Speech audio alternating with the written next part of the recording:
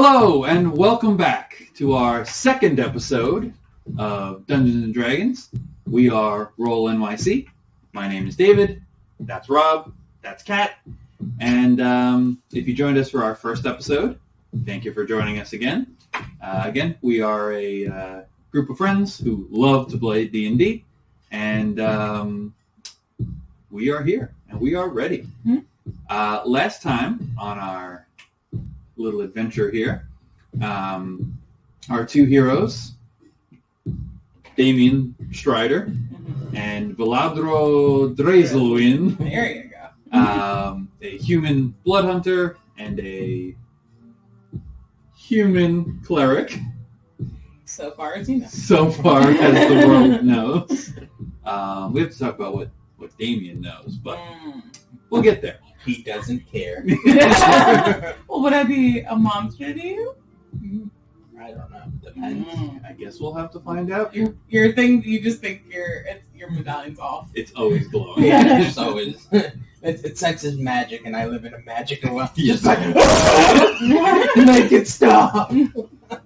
A blood hunter and a cleric, two people, no strangers to sorting out evil things in the world. We're traveling along the one of the main roads in the continent of Norian, where this story takes place. They happened upon a busy town known as Bryce. There at Bryce, there was a festival going on, Feats Fest, and they quickly learned that there was some shenanigans going on. A traveling salesman was selling all sorts of potions that were giving people supernatural gifts like super strength and super intelligence, agility, those sorts of things. But they also came with some drawbacks. Dameon and Viladro tracked the potion catastrophe to its source. They worked with the salesman himself, a man named Preston Glimbo. He brought them to his workshop in the City of Velmire. Velmire is one of the major cities in the human kingdoms. You brought him to his shop, and on the way you found that Velmire was in a bit of turmoil. There's a clear division between the upper class and the lower class, and it looks like at the moment the town guard was charging people to enter the city, which is not always the case, but every now and then these taxes get enforced. You saw small groups of unrest and protests around the city, but none of them gave you any mind. You made it to Preston's shop, which you found out upon arriving was ransacked. The front window was smashed open. A lot of his stocks and goods were stolen or destroyed. And Preston, realizing that his life and business are just about over, he wanted to follow up with his partner, a dwarf named Hall Hammerhall. He led you to his home a few blocks away, and upon coming to the home, which was seemingly abandoned, you found out that Hall was actually making potions in his basement. Classic. Yeah, like you do. Yeah. Like you do. He was making potions on the side on his own. And after investigating the area, you found out that Hall actually planned to sabotage Preston's business to make everyone think that he harmed all those people at the festival, so he would go to jail. And he was planning on starting his own business. You guys stopped him after he drank a concoction of potions of his own brewing. It was a scrappy fight in the basement, but you guys brought him down and did not kill him. You were able to apprehend him until the guards arrived, and he will now face the proper justice of Velmire, which is probably a hanging. So it's not like he's going to live out the rest of his days in prison. Goodbye. He's probably a dead man anyway. Oh boy, the medieval times. You guys were rewarded for your time, for your efforts, and for saving Preston's life and the lives of leading to his death. Yes, well, he's going to get what's coming to him. you parted ways with Preston, and he said until that you meet again, because he is planning on getting his traveling salesman business up and running once again. With that, you guys are in the City of Velmire. Again, it's you're in the mid-city of Velmire. Just to recap, there are clear divisions. There's an upper city, which is the wealthy and powerful. That's where they live and reside, do their business. The mid-city is where most of the markets and inns and taverns where travelers would come through and reside.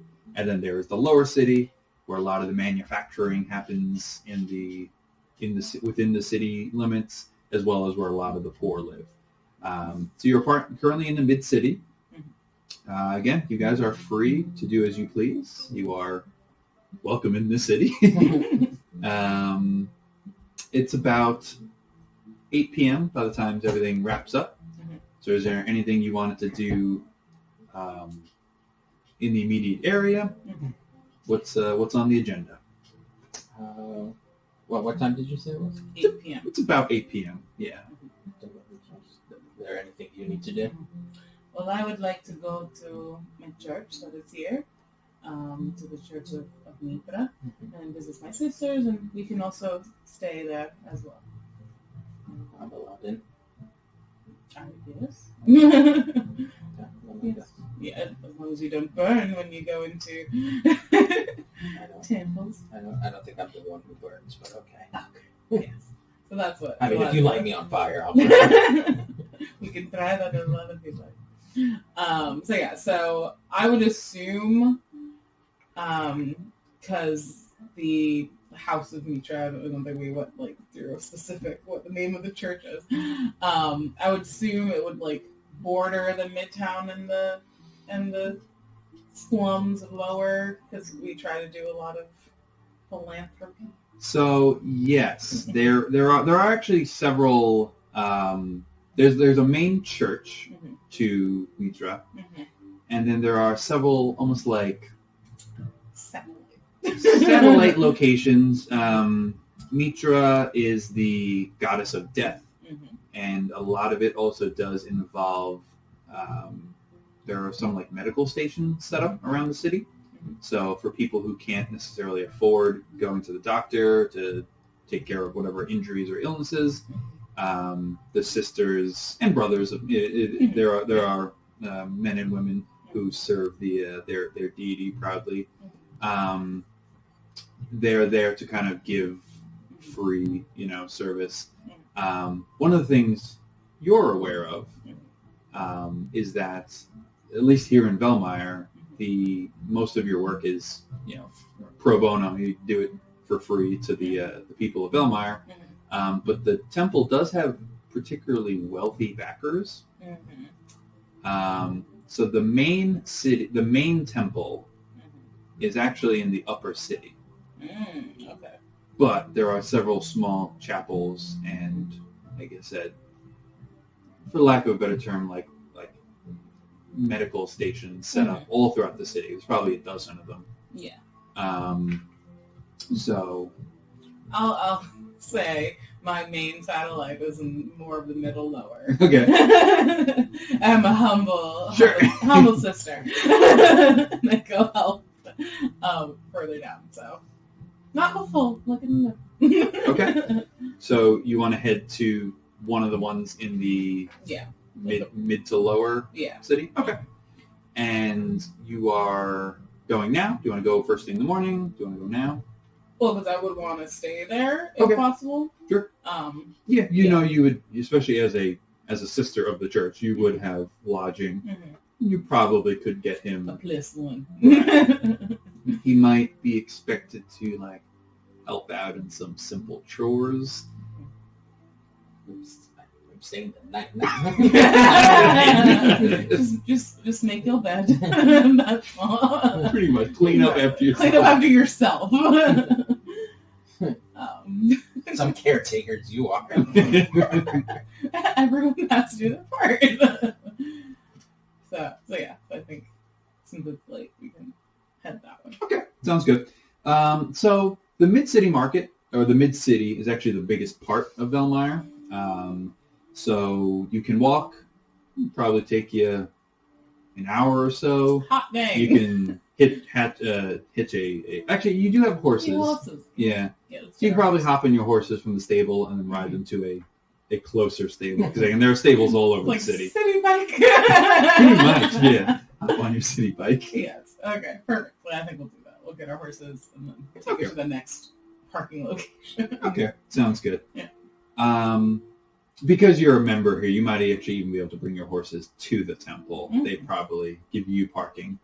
You have a parking pass. Just hang something on your horse and hitch that bitch. Yep. Alrighty. So with that, you make your way over again the streets. It is dark out. The streets are lined with oil lanterns, and every now and then you do see the occasional guard patrol. They're pretty active, and again, they don't necessarily stop you. They definitely eye you up, both of you, but the two of you don't look too particularly. A lot of travelers come through. Yeah, we're not out of place. Right, and especially since you adorn the symbol of your deity everywhere you wear, kind of is, oh look, a priestess. All right, so you arrive at the chapel, and your first. Now, to actually tell us about this, is this where Viladro grew up, or? I'm thinking of it as this is where she grew up. Her mother was a part of the church and raised her in the church. And then we had a way with the religion and healing and things like that. So that's kind of like, this was her kind of little coming up is at this place. Yeah. Okay. And I would think that my mother would still be either, she might not live at the place, but like she lives nearby and is still involved and things like that. So yeah. So also going to be asking about her. Okay. Sounds good. Alrighty, so when you first arrive at the chapel, again, it was a simple building, stone building, one large door in the front. There's a convent off to the side for the sisters and brothers to live in, and there's also a small building kind of off behind the chapel. Chapel is used predominantly for ceremonies and main religious activities. But it is not quite what you remember it, as the chapel does also look like it has sustained some damage in a recent either raid or something like that. You do actually see there are 3 guards standing across the street from the chapel, and actually across the street is like a small little park. So they're guarding the park. They're also keeping an eye on the chapel.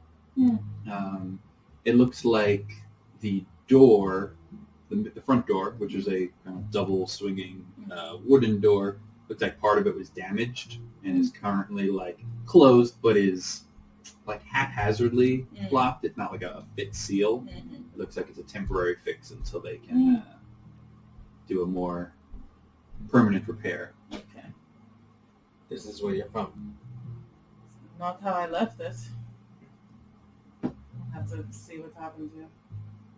So, I don't want to go into the main because I don't want to mess up whatever door that they're kind of a haphazard thing that they're doing here. Would I be able to mend the door, or is it too far gone? It would probably take quite a bit of time. Okay. I think mending fixes. It's a small area. Okay. Probably over some time. You probably could mend it foot at a time. So maybe. Okay, we'll see. All right, so then, no larger than 1 foot in any dimension. So then I'm just going to go to the convent side and try to ask around, what the heck happened? Okay. Yeah. All right, so you make your way over there. The door is locked, but upon kind of approaching the door, there is a sister. You can actually see her in the window. She's sitting at a desk writing. You recognize her. She's one of the older sisters of at least your convent. Her name is Sister Helena. You remember her as one of the sisters she always seemed old. Like even when you were young, she was always old. She's always been had that face. Yeah, she's aged gracefully. She's a human woman, gray hair, definitely. She's not lived a easy life, but she's lived a dedicated religious life. She got bags and all sorts of crow's feet, but she carries herself with pride, and she does her duty willingly. She sees you approach, and you see, for someone who you remember her always being strict, stern. She actually smiles when you approach the door, and smiling wasn't her first instinct in the many years you knew her.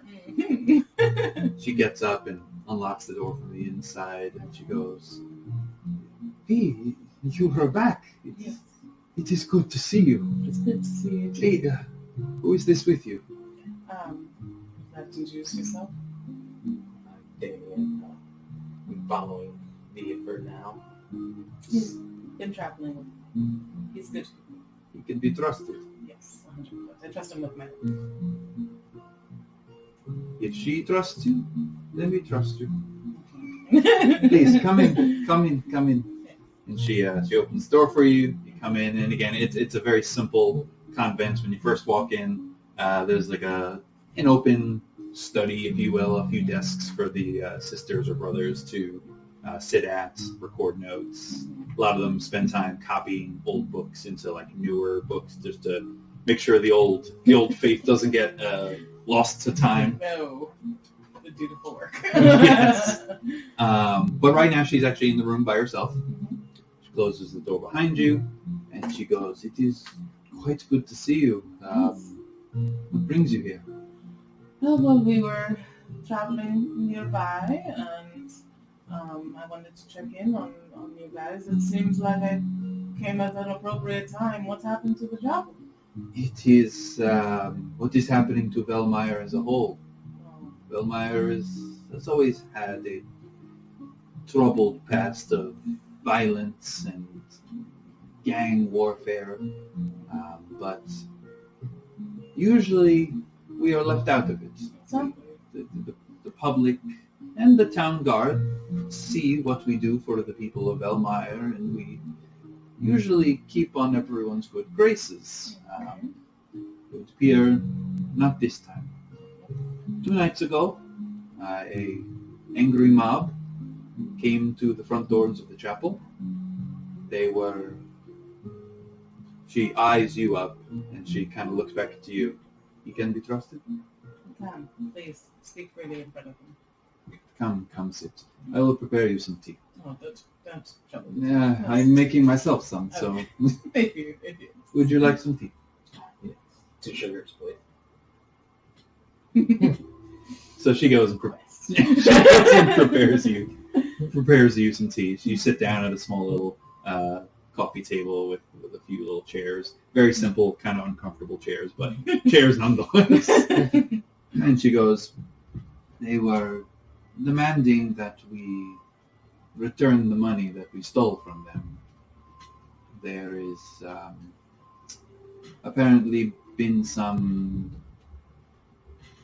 controversy about how our church is funded." It is good tea, yes? Pretty good, yeah. It is quite good. There is more if you'd like. I might take you up on the offer. It is apparent that they are not comfortable or content with where the church receives its funding from. I admit I am not 100% comfortable with it either, but we take the money we are given and we do very good work. We help everyone, big or small, any size, any shape.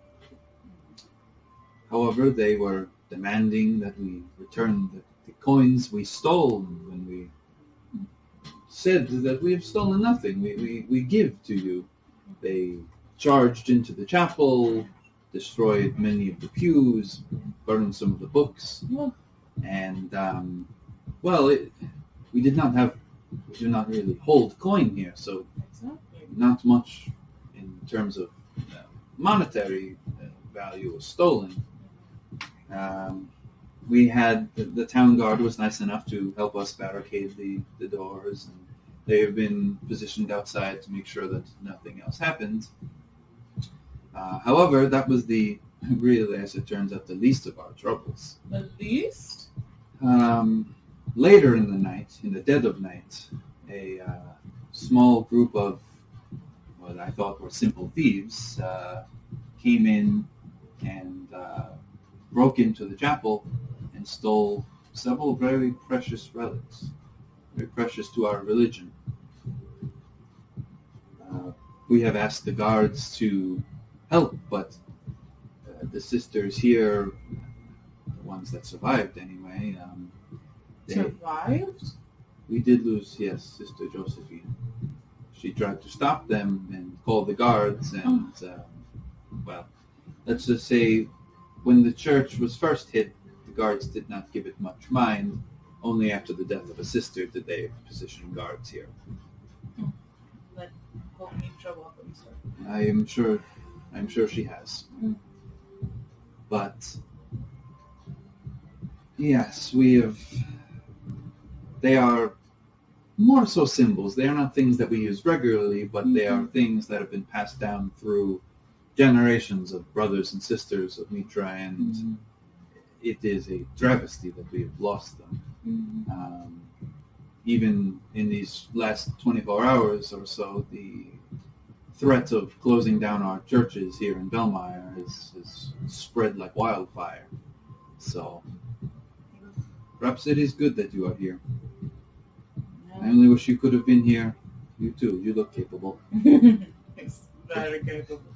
But there's no way that anyone could have known this would happen.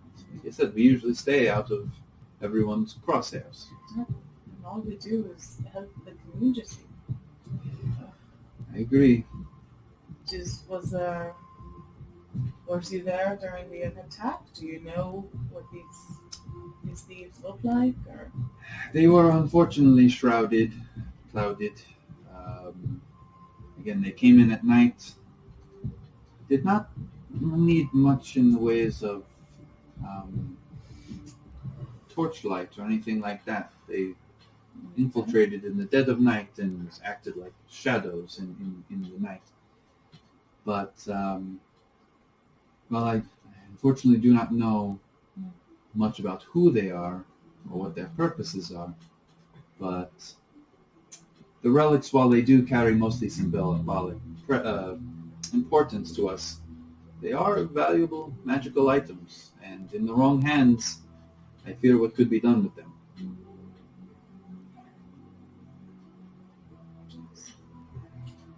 could you? Which relics were they? Of course.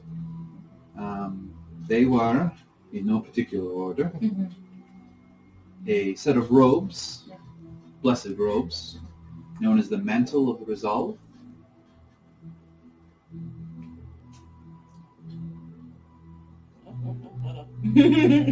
Mantle of Resolve? Yeah, a set of robes. Okay. She goes, they are important for helping the bearer to ease spirits and ghosts and aid them to progress into the next life. Doing Mitra's work, you see. There's another one, a silver chalice, known as the Chalice of Eternity.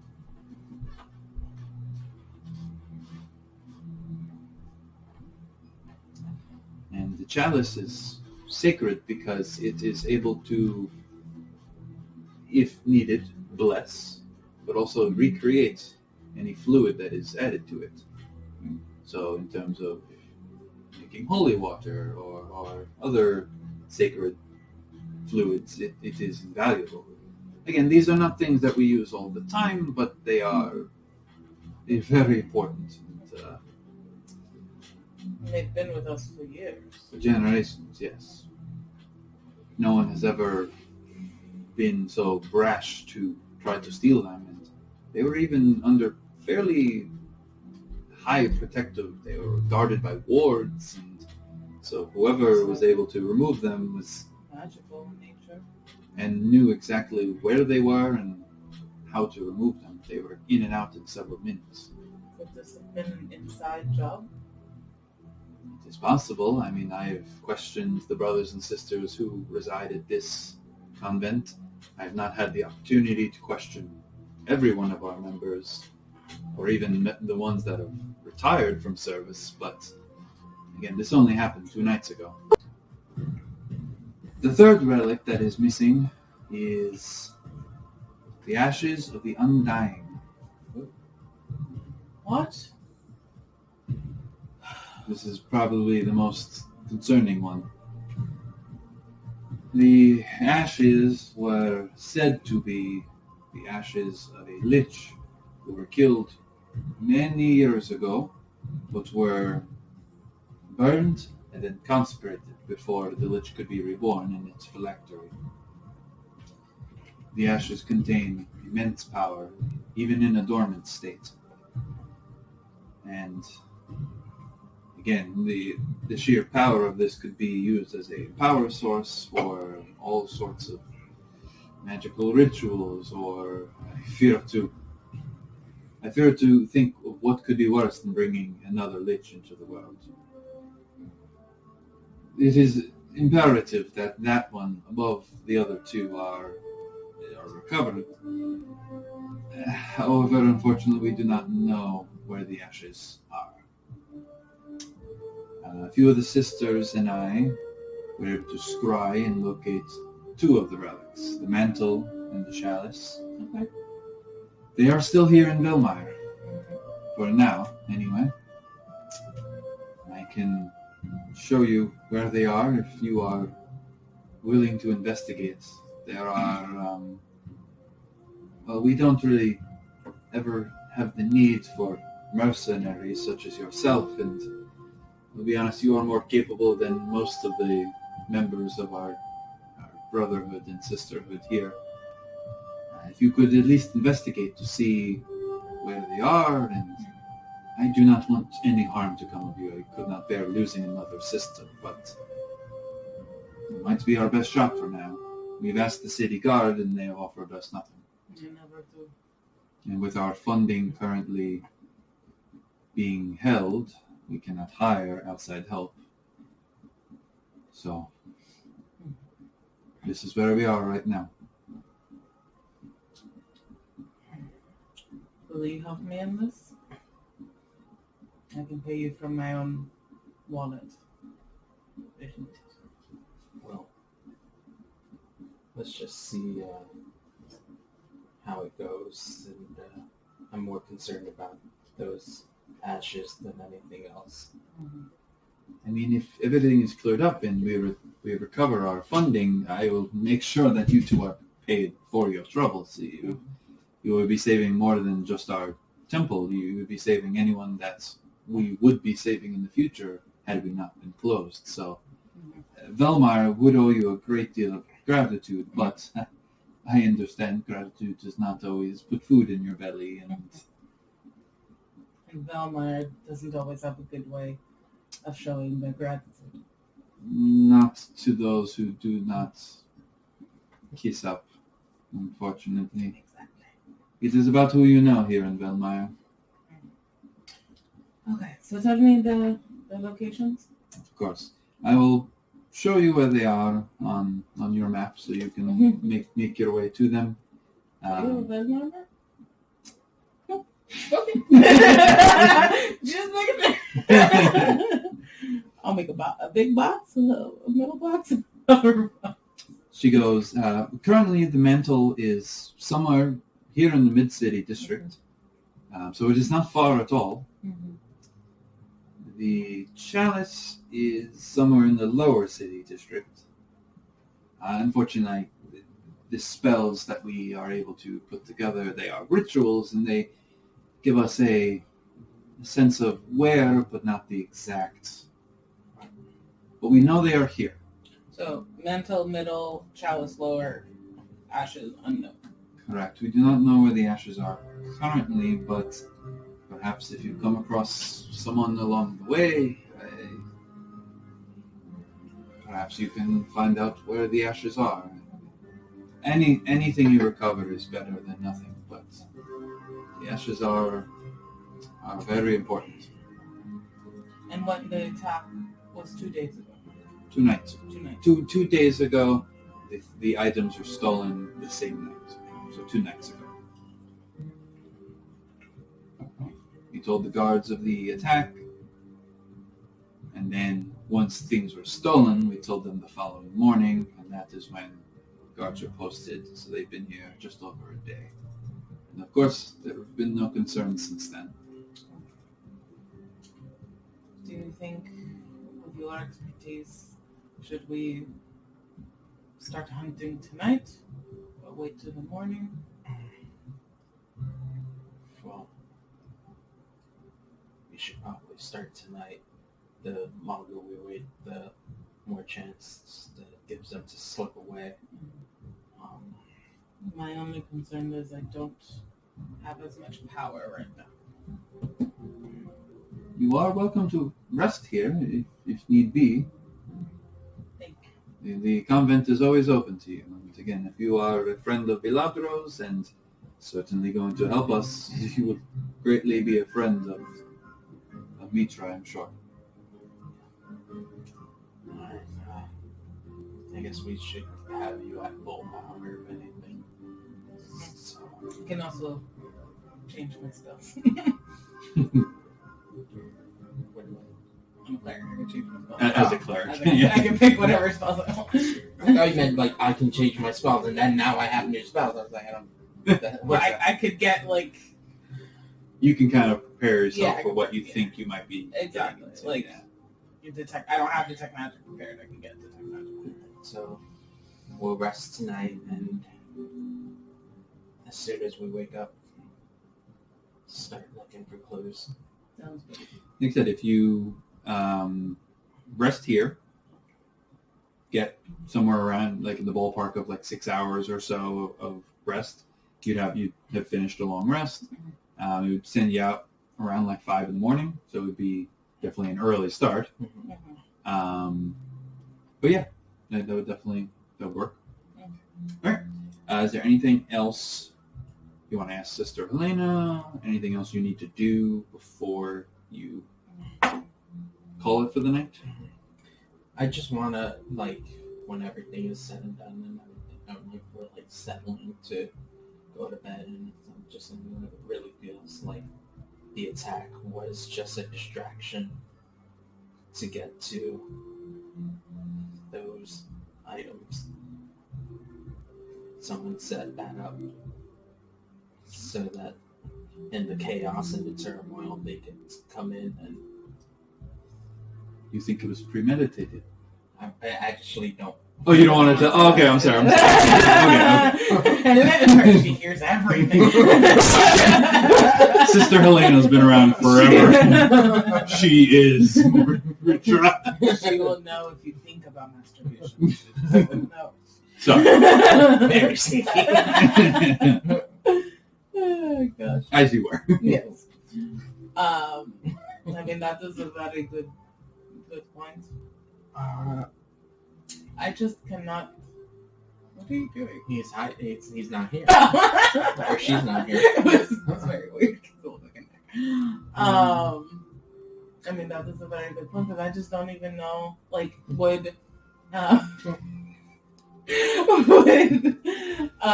Pay no mind for the man behind the curtain. would we know if there is a like enemy of the church, or if there's a group that conspires, that conspires against her? Make a religion check. Big baby. First roll of the night. Okay. 18. Okay. So yeah, the Church of Mitra, she is the goddess of death, and her followers range from people who pray to her to make sure that everyday folk, when they die, that their souls are transferred over into the afterlife safely. It is thought that Mitra safeguards. Mortia, isn't it? Yeah. Oh, that's it's Mortia. Mitra Mortia. Mitra Mortia. She's Latin. Yes. The Latin god. She is said to protect and keep an eye on souls when they go on to the afterlife. Of course, a lot of different faiths have their own idea of the afterlife. So that's kind of like the bright side, so to speak, of Mortia. There are also people who take her teachings and pervert them a little bit, and so necromancers have been known to worship Mortia, and assassins, and all sorts of like warlocks and people who bring death to the world. A lot of them claim they're doing Mortia's work.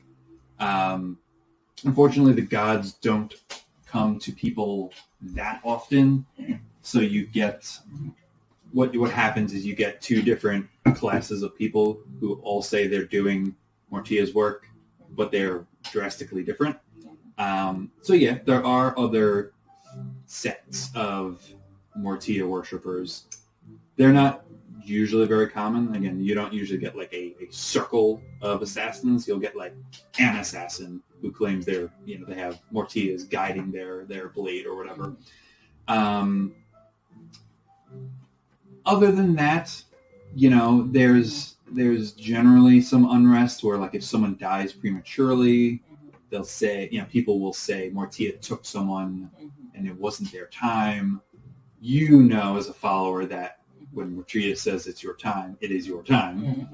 But the people who don't necessarily believe in the faith don't always agree with that. So there is always a tenuous relationship between Mortia and the people of Norian. I don't want to say there are outright enemies of the faith. But that's kind of based on your experience, you've probably dealt with some unhappy people in your years as a sister. Okay. But death is an ugly business, and Yeah. But we must develop a good relationship with them. Okay. But because the ashes were taken, I have to assume it's some sort of group or person that is against Mortia's best interest, or is at least coming at the faith from a necromantic angle. Someone wants to do a lot of destruction if they want to bring a lich back into this world. Exactly. Maybe we should look at the room where it was taken. It was stolen from. That's a good idea. We could do that the least, right? Yeah. Okay. Is there another way to get into the chapel instead of Yeah. Okay. Yeah, there We'll do is. the side door. I will say the front door can be accessed. It would pretty much, the bar would have to be like removed from it. Technically, like sunlight and like rain could creep in because the door doesn't close automatically. There is a back door to the chapel that can be used, and that, or at least Sister Helena explains to you that the relics were kept in a sort of holding area beneath the first floor of the chapel, where there are some, like some of the more prominent members of the church are interred below the chapel, and then several of the relics were taken. So let us investigate. Okay. Do you want to do this now or first thing when you wake up? I think we'll do it before we go to bed. It's not that far. You literally have to leave the convents and go Around. or right to the next building over. Okay. Okay. So with that, you tell Sister Elena what your plans are. You want to go investigate. She goes, "This is a good idea. Might as well start from the source and make your way from there."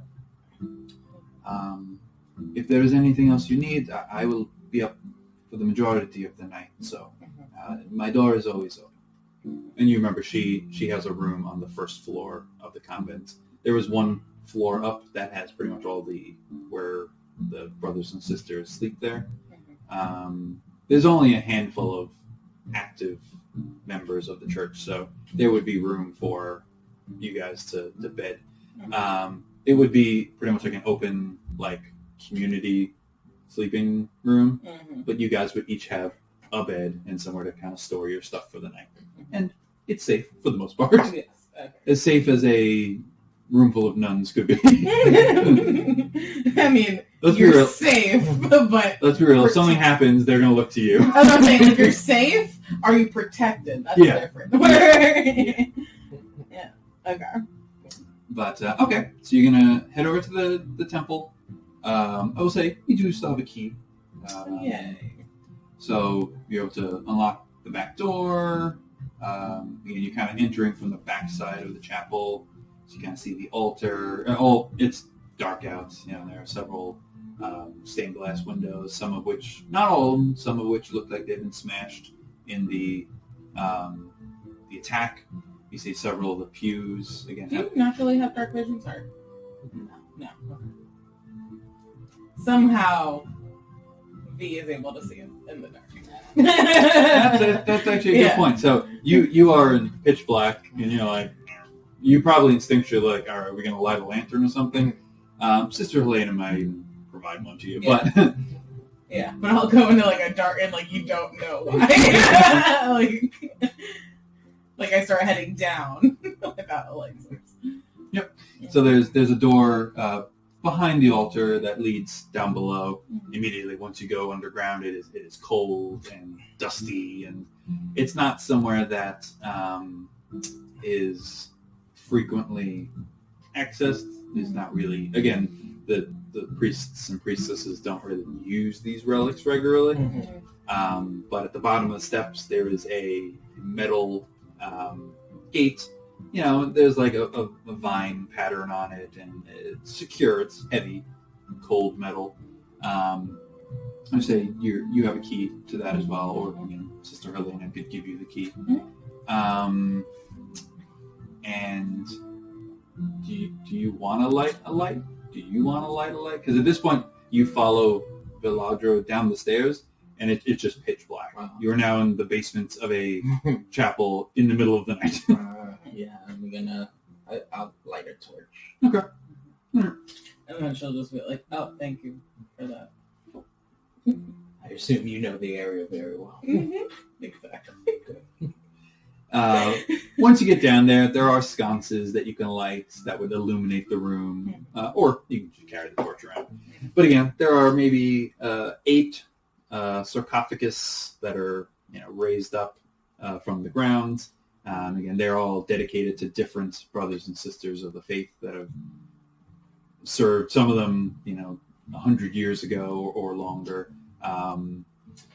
But at the back end, there's another metal, vine, not quite a wall because you can see through. It's like a grating, but that is where the relics once were. There were 3, and now there are none. So we're down in the chamber. What do you guys want to do?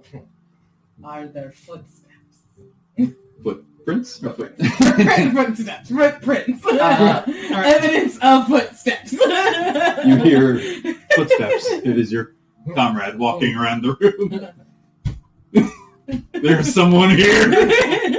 All right, you want to look for footprints? Yeah. All right, give me an investigation check. What in particular would you like to look for? I'm gonna look for, which is great because I have no investigation or Neither do I. Or perception? or perception. We suck. I'm gonna see if there's any. That's a natural 1. Does it look? I'm gonna look for any I'm very stressed. signs of breaking and entering. Okay, give me an investigation check. I'm very Or stressed. a intelligence check in this case. I'm stressed by the fact that I didn't handle that dark vision thing well. Like, What would it be? Actually, it'll be wisdom. If you don't have investigation, you could just make a wisdom check. Okay, so that's 13. Okay. Can you roll a natural one? Yep. Okay. Womp. Womp womp. The floor is Lava. dusty. The floor is lava. Ah, shit, this is new. The floor is dusty, so normally it would appear that footprints should be easy to track. It's one of those things where as you guys enter the room, you start looking around a bit, and then you're like, let me look for footprints.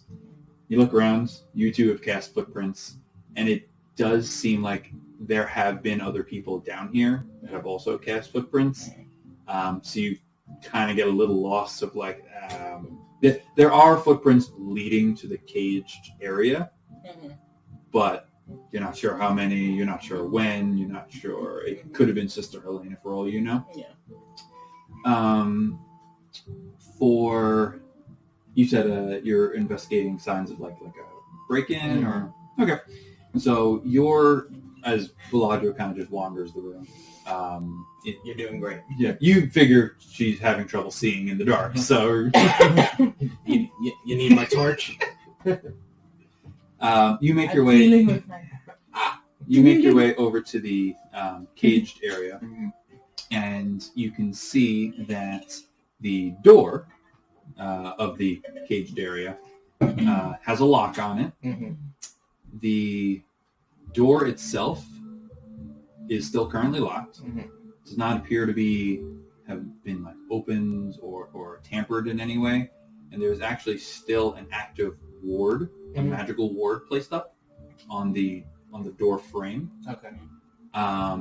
So it does not look. And then on the other side of it, you see the three pedestals. Yeah, where the altars once were, the artifacts once were. You see there's evidence of like dormant wards, so wards that have been deactivated in one way, shape, or form.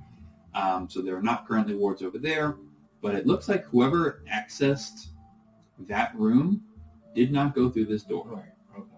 or went through the hassle of locking it behind them and then reactivating the ward, whichever one is more or less feasible. I'm gonna assume no one. It's like, all right, chipped all these other ones, but Mister. Yeah, let's put this one back out. Open But- this door. So, Open this door. Can you poof into it? One second. Can you poof into Open a this door door. that's warded? Give me a second. I would like to ask a question. Ask the voice. I need a meta question, not an in-game question. Ask the voice in the sky. Hello. Can you poof into the room? So yeah, looking into the room, you can see the three pedestals. They are behind a sort of like an ornately designed but a metal cage. So potentially, I mean, again, the ward appears to be on the door frame. It's not on the entire cage wall. Okay. So I guess it's possible someone got in there without accessing the door. It would require a level of magical skill that most don't have. But the wards on the inside have definitely been deactivated. Okay. Which also requires a level of magical aptitude that most common burglars don't have. Can I open this door with a key? Or do I need a spell? I would say, being a sister, Do you I need could a spell? deactivate the ward. Not quite remove it, but deactivate it to access the room. And then use a key to open the door. Yeah, you could do that. Okay. I do some like finger movements.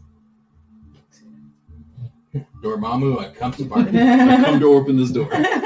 Door, mama. Cage, mama. Yes. And then the similar moves, and then I can open it. Okay. You are in the room. Yes. You And want again, me to open the door? What are we doing in You here? see her. Do you want to step into the room, or okay? So you see she steps on the other side of the cage. You can see her through the cage. Oh, yeah. So, I also entered the room where it happened. Okay. You are now in the room where it happens. I want to be in the room where it happened. You made it. So the runes were deactivated. Yeah. Is there anything suspicious looking in here? Give me another, both of you, give me another investigation check. Can it be a medicine check? If you want to look for something, yeah, you can make a medicine check in this room. Can I insight the room? Sure. You can do whatever you want. The outcome may not be what you're looking for. Okay. This room looks healthy. 10. Despite its muskiness, it's alive and well. 18. There you Okay. go. It's not unnaturally cold in this cellar. I didn't know. I rolled. So what did you I rolled investigation. Okay. You're a little... And you rolled an 18? Yeah. Okay. So you're focused on the pedestals. You realize that not even you, as a member of the church, knew... Like, you would know how to get into the room. You wouldn't know how to activate these 3 relics. This isn't really a room that you had much reason to be in. Yeah. But members of the faith would know how to get into the room at least. So how they are deactivated is outside of your scope of knowledge. One of the things you see is behind one of the pedestals, someone kind of catches your eye. You reach around. Yeah, I do. You pull up a feather. Ooh. A feather. A black feather. A black feather. I had a pencil. There we go. You're not quite sure if it was left behind intentionally, if it was maybe it got caught on something, the piece of fabric gets caught on a branch and that sort of thing. Yes. Not quite sure, but it is a black feather. Does not appear to be magical in any way, shape, or form, but... Does it look natural? Yes. Like it's not painted Black? or anything? No, it appears to be a natural black feather. And when you bring it up to Viladro, black feathers aren't quite... They have nothing to do with... she's not usually involved with birds or ravens or anything like that. It's big. It's big? No, it's a small black feather.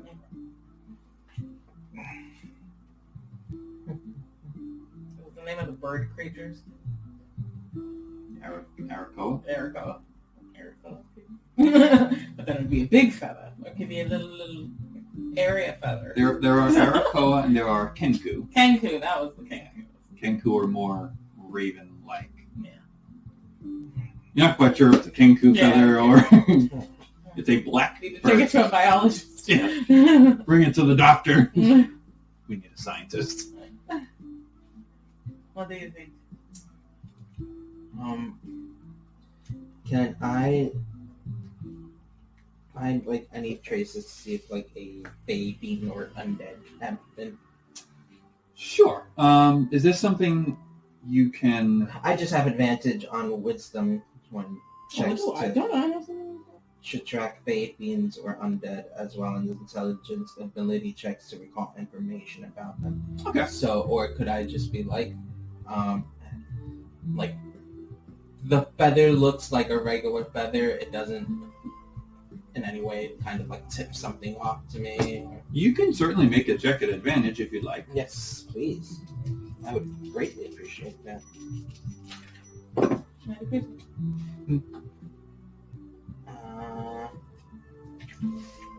So what check is this? Would it be my survival check? Probably be an intelligence check. Okay, so it's 14. I think you get advantage on either survival or... Yeah. Okay, so 14? 14. Okay. Best you're able to gather from this, it does not appear to be fey, fiend, or undead in nature. It does not appear to be magical in nature. Sometimes things like feathers are part of magical rituals and stuff. Sometimes those are ingredients that need to be included in rituals. This particular feather looks like, by its shape and even just the fact that it looks like it was well maintained. Mm-hmm. It appears to be something that was worn by someone. Mm. Looks like this was part of a piece of clothing Okay. that again may have gotten cut off in the heist. But the feather itself does not appear to be magical or give off any sort of bad juju. Mm-hmm. But it's a clue. Easy to. Can I just like run my hands around the wall and like just check to see if maybe there's like a hidden area to try and infiltrate this area? Okay, sure. Would I know that offhand? To your knowledge, there's not. So what am I rolling here? Give me a perception check. Okay. That's 18. Okay. Okay. Okay. There is actually a hidden door, essentially, for lack of a better term. Mhm. One of those, you hit a stone, it kind of shifts the door off to the side. Mm-hmm. It looks like it heads back up into either the chapel or somewhere within the convent. Mhm. So it's not one of those things where like it disappears into the sewers and Right. but there is a sort of like escape hatch, if you will, escape tunnel, Right. I mean, it's which could have been accessed, could have been used to get in, could have been used to get out. Mhm. Yeah. I will say it doesn't look like it's been accessed within some time, but again, things are not always up here with what they seem. Okay. So. And you were like, "Oh, I didn't know that was there." Learn something new every day.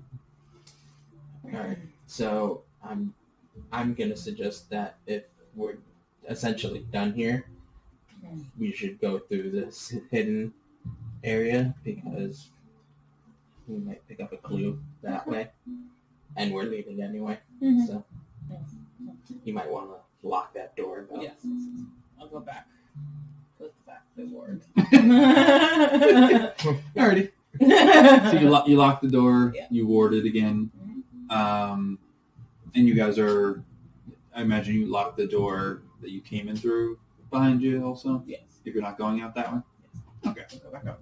So you lock that door. You Yeah. can lock it from the inside as well. So you guys are heading out the tunnel.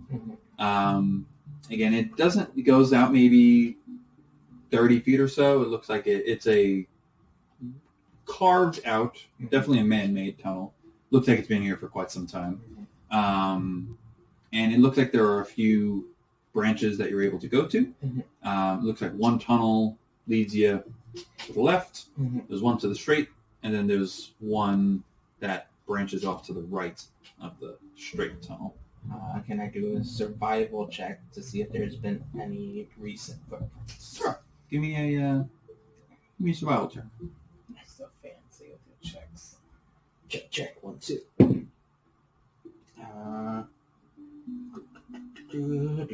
It's 15.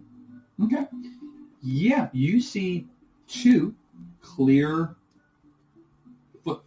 two sets of footprints that have walked through here. Now, this tunnel does not look like it's been accessed much at all, but there are two sets of footprints through here, and they lead the forward and right one.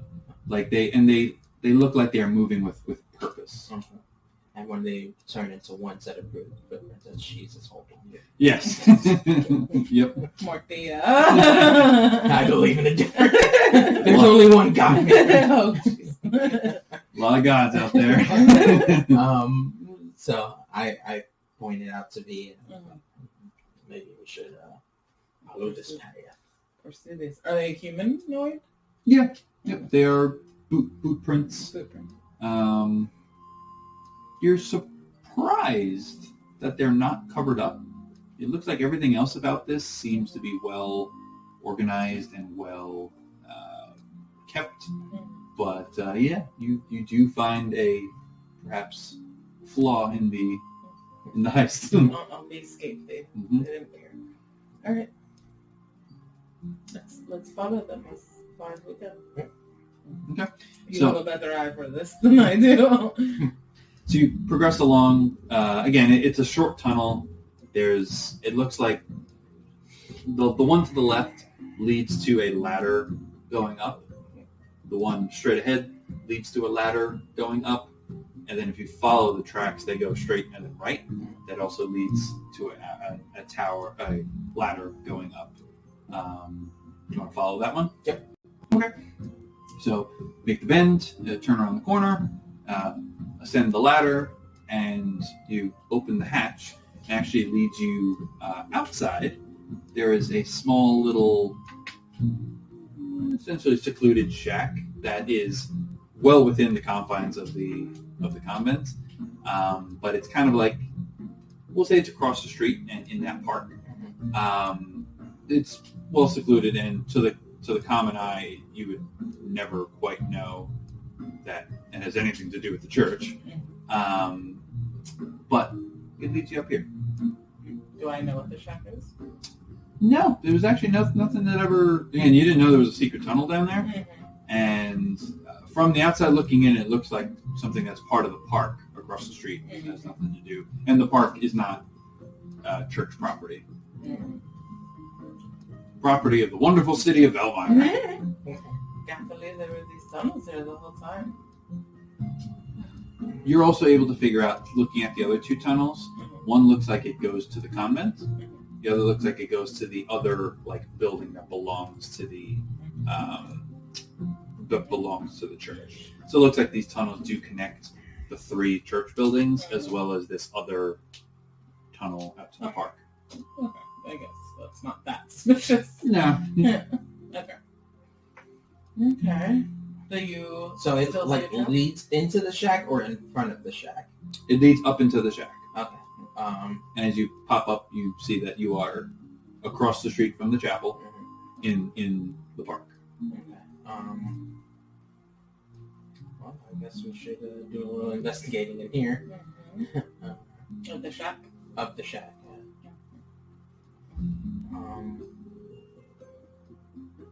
So what's in what? It's a very small. It's almost like as you climb to the top of it, there's actually not quite enough room. You probably could both stand side by side in it. Really, the only thing you see is there's a door leading out. It's padlocked from the inside.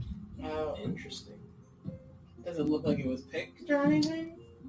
You could investigate it if you'd like.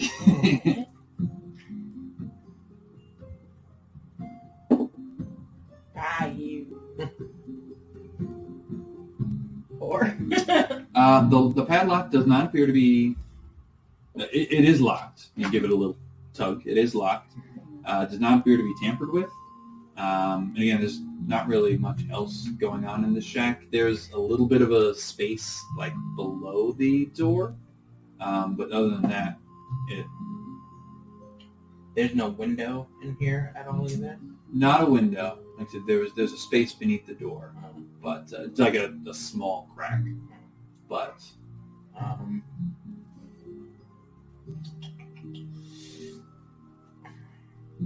don't have lockpicking tools. you can try to force the lock open the other way. Yeah, I'll just try and either rip it off or something like that. Give me a. Actually, it's not terribly difficult. You're able to break the lock off. You realize that it was not necessarily locked from the outside; it was locked from the inside. But you're able to. I mean, the padlock on the inside was essentially keeping the door closed, but the lock couldn't be accessed from the outside. Okay. But you're able to tear it off, swing the door open, and again, you are essentially in the park across the street. All right. So, You get the vibe it was more of a maybe escape tunnel to get out rather than a way to get in. But the footsteps that you followed led this way. They only went one way. So it doesn't look like So they got- entered through here, Right. but they did exit through here. And And again, because even if they picked the lock, it would have been impossible for them to lock the door behind them. okay. So, as we're stepping out, I just want to just look back inside and see if I might see anything suspicious on the floor, even though it was Within like the shack or Yeah. it's fairly clean. It does not look like it's been used in quite some time, other than whoever recently passed through here. Mhm. All right. Do I see any similar footprints leading out from here? So give me one more investigation check.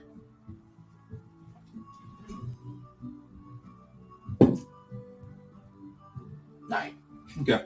You do see the same, you assume, set of footprints.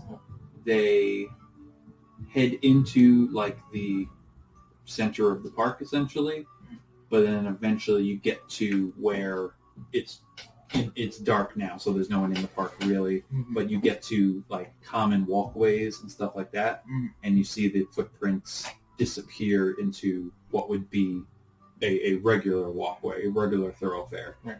And from there it's almost impossible to figure out where these footprints go. Okay. All right. So we have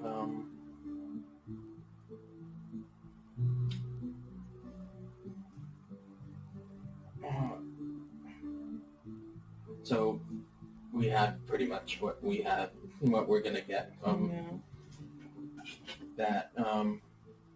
I guess we go to sleep and pick it up in the morning. Is there anything else you wanted to look into? Because I know you're a little limited because you did cast some spells during the day and you haven't had a chance to reset them, but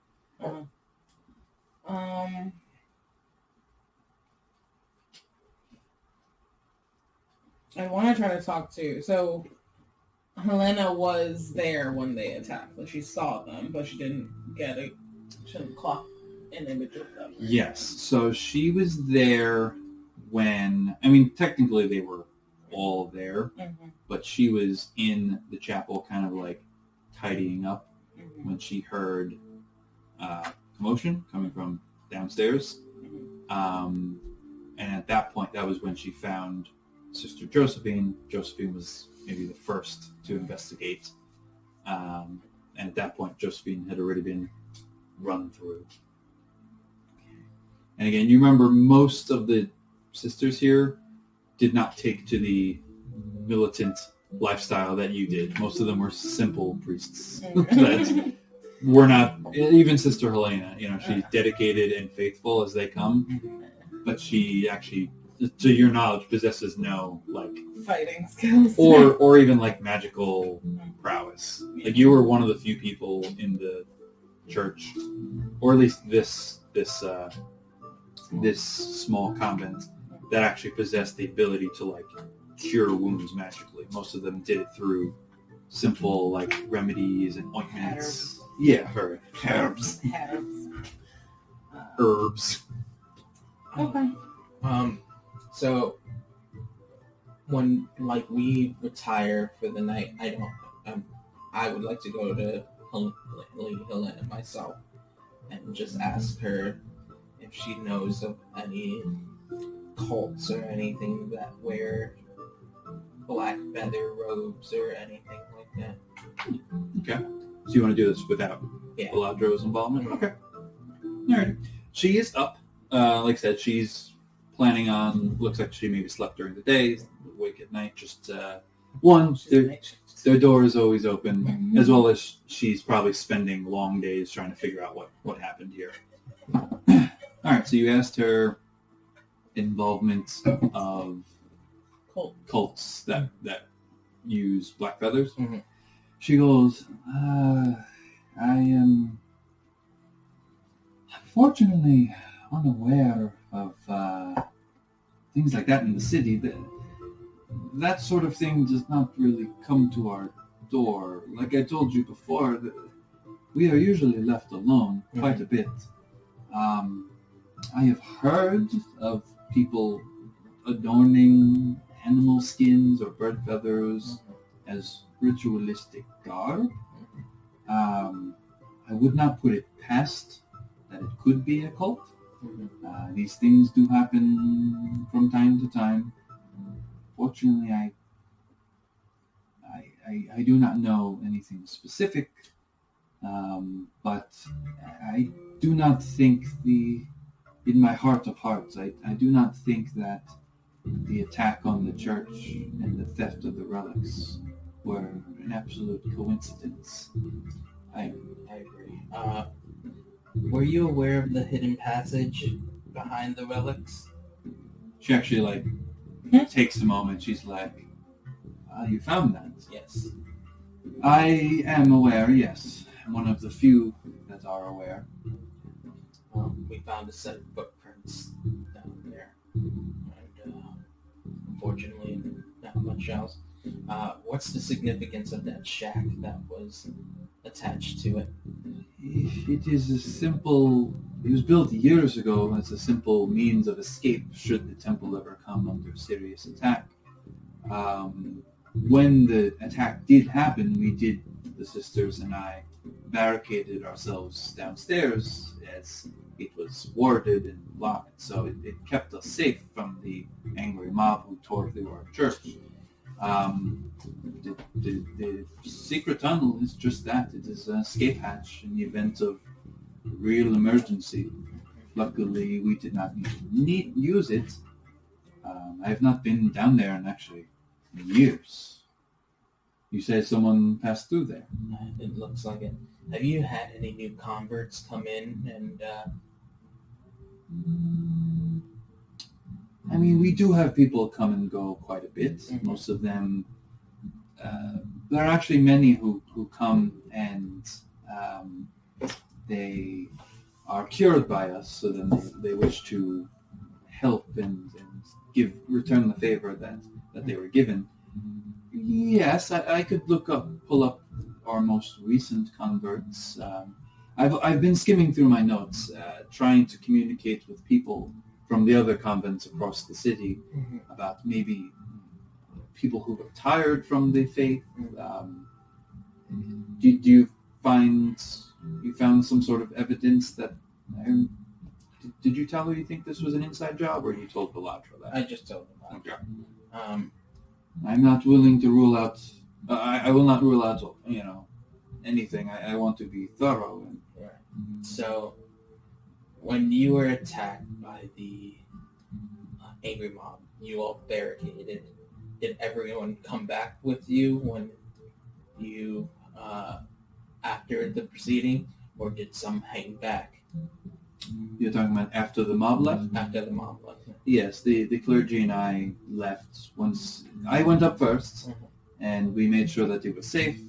And once it appeared that the angry mob was left, we sent word to the guard that we were attacked, and then the clergy and I began to rebuild. So, yes, to my knowledge, everyone had left, but at the same time, I was flustered and overwhelmed, and I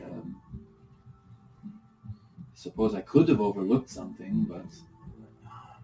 If it's not too much trouble, and if you can think you don't have to do it now, because I need to rest myself. If you could just give me a name of people who have been here for at least 3 to 4 months, maybe 5 months, very recent, long enough to maybe learn some secrets and hang back, if anything. I'd greatly appreciate it. Of course, yeah. I have the entire roster of people who've come and gone. So yeah, I will have it for you by the morning.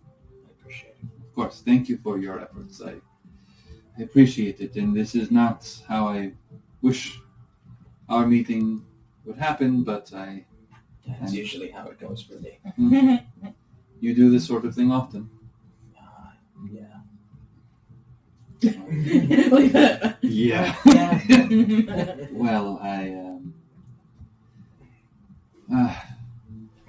have something for you. Oh. Thank you. And she goes See? over. 2 sugars. He gets presents. I don't get presents. She goes over. She brings together a small little chest, and she goes, "This is for you and Viladro. Consider it a sort of payment up front, as well as I do not know what you are walking into, but perhaps they can help you along the way." She gives you a small chest with 2 uncommon healing potions, Oh, yes. 2 potions of necrotic resistance. No, Jason. She's You writing this all down? Or Mhm. okay. 1 vial of holy water. Yes. I was going to ask her. I was going to raid the closet. Okay. May have already been raided. Mhm. And some sort of pendant of Mortia. She doesn't quite explain its use. And she goes, "Viladro will understand." Okay. She goes, I pray you will not need it, but unfortunately I usually prefer to prepare for the worst, but expect the best. That's the way I live my life. Well, if I can be of assistance, again, I will be here. I will most likely be up when you awake, but I will have that list for you. Of course, good night. I'll see you in the morning. Is there anything you need to do before Viladro retires? She will go to bed. Okay. I already picked my spells for the next day. So. Okay. Alrighty. So that's good. Thanks, sir. You're on top of it. I was like, all right, I'll sit this on out and then I'll pick my spells. Okay. Cool. So you rest for the night. You recover any missing health. You recover any missing abilities that you may have expended. You wake up, again, not the most comfortable of beds, but you guys probably at some point have slept on worse. Yeah. It's a bed in a building. I feel refreshed. Yeah. Especially I That sleep was on a- bedrolls in the middle of nowhere, and I'm like, Oh! That was a luxury. You had a sheet to pull over you. and a simple straw pillow. and no bugs in my butt. There you go. No bugs in your butt. That's the minimum. You guys are able to wash up in the morning. There's a simple washroom. They do provide a simple breakfast if you are so inclined. And with that, you can be about your business. So where do we start? Well, I know you had to rest, so I did a little bit more investigating. I talked to Lady Helena, maybe if she knew of any cults having to do with use of black feathers. I also asked her to give me a list of names of people who have recently joined the church, and It's very smart. she also gave how much money did she? Did not give me any money. Oh, okay. Items. Two healing potions, 2 potions of necrotic resistance. Because you said payment, but Yeah. So, but it's fine. Like I get it. So It's several hundred gold worth of stuff, Mhm. but Yeah. it's not liquid. so I Actually, it is liquid. Ah. and stream over. Thanks for joining us. We're done. You'll never hear from us again. I'm sorry.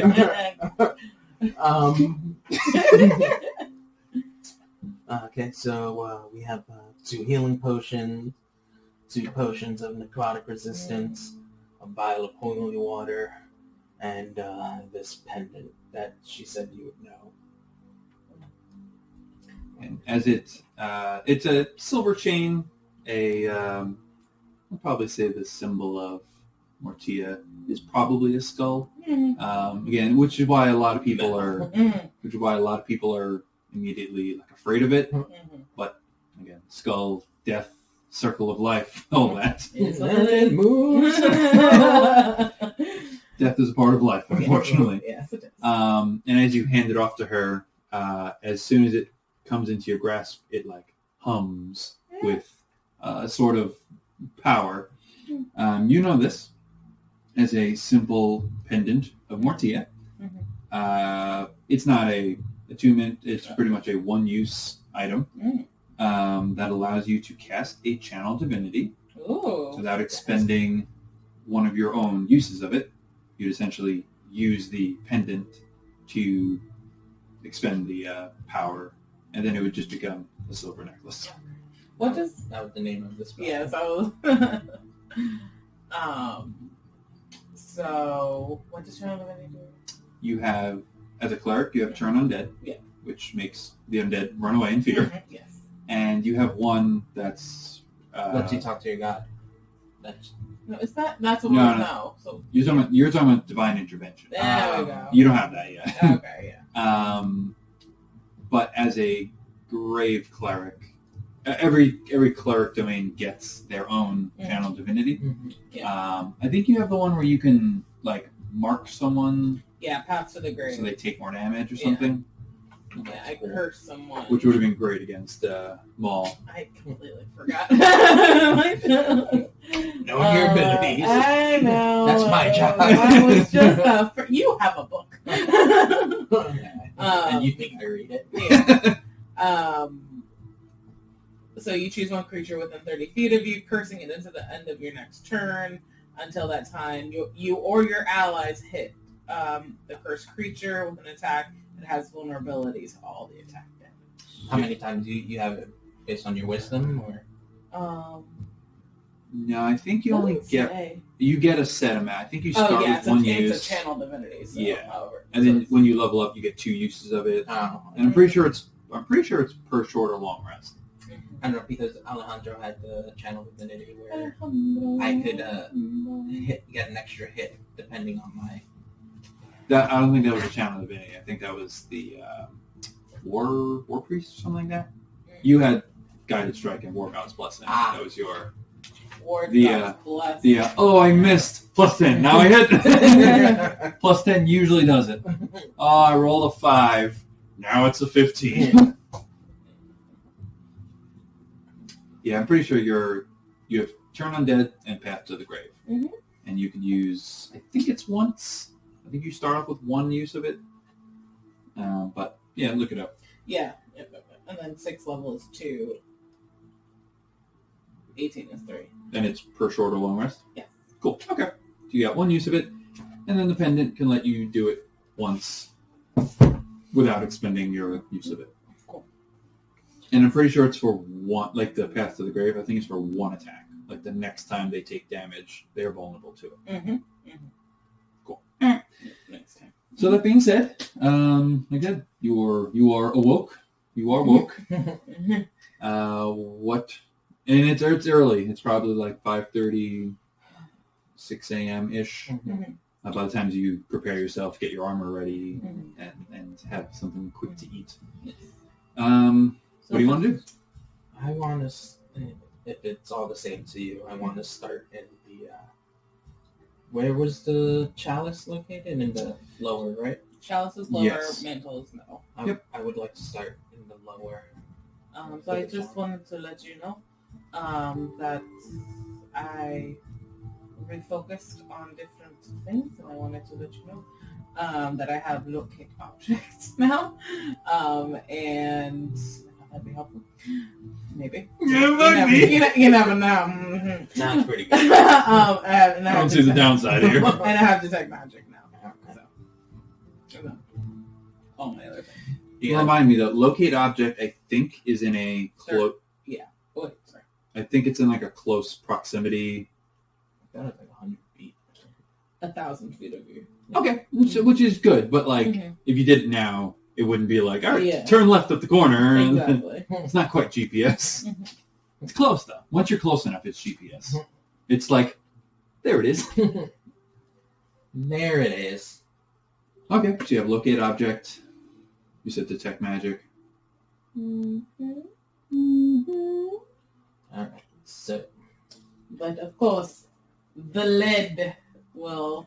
You gotta watch out for lead or flowing water. No, flowing water is fine. Okay, just yes. lead. Yes, but lead, yes. Okay. Or a stream of water that is 4 feet wide. Yeah. Very specific. Only lead. So, okay. So, So just something to know that once I am near it, I might be able to point us in a direction. Okay. It would take me 10 minutes. Oh no, it only lasts. Sorry. Yeah. As an action. You're not a ritual caster, or you can maybe do ritual casting. But it's not even ritual. Only certain spells. Alright. Oh, you. Okay, so to the lower district. Okay. Do you want to go to the lower district first? Mm-hmm. All right. Yes. Can I exchange some gold for some copper and silver? I know we don't really do that. But essentially I want to be able to help and hand out some money while I'm down there. Sure. Okay. Yeah. So If you're gonna give someone copper, you should just spit it. Oh, fine, silver. Just silvers. Okay. Some people have nothing. Even giving a silver is Yeah. a lot of money to. It would be like someone like if you had nothing, someone handing you a 20. Like, hey man, go take care of yourself. Exactly. Go buy some beer. Yeah. So. Okay, yeah. So you could break down a gold or two. Yeah, That would okay. get every gold is 100 silver. Like, how- Every silver is 100 copper. Yeah, we don't really So- always do that. For simplicity's sake, we usually just play with gold. Yeah. For a bribing the poor. Not bribing the poor. Okay. I am helping Helping them. the poor. Paying for answers. Yes. Fair enough. Alright, so I feel Marco, dirty. this is Velmire. Well, I know where that money came from. Alright, so you mark up 2 gold, and then you'll have 200. 200 silver. Well, I did 800 silver. Okay, I'll keep track of it. Whatever you want. Yeah. I'm not going to keep track of your silver. Yeah. All right. So you want to go to the lower city first? Yeah. Okay. So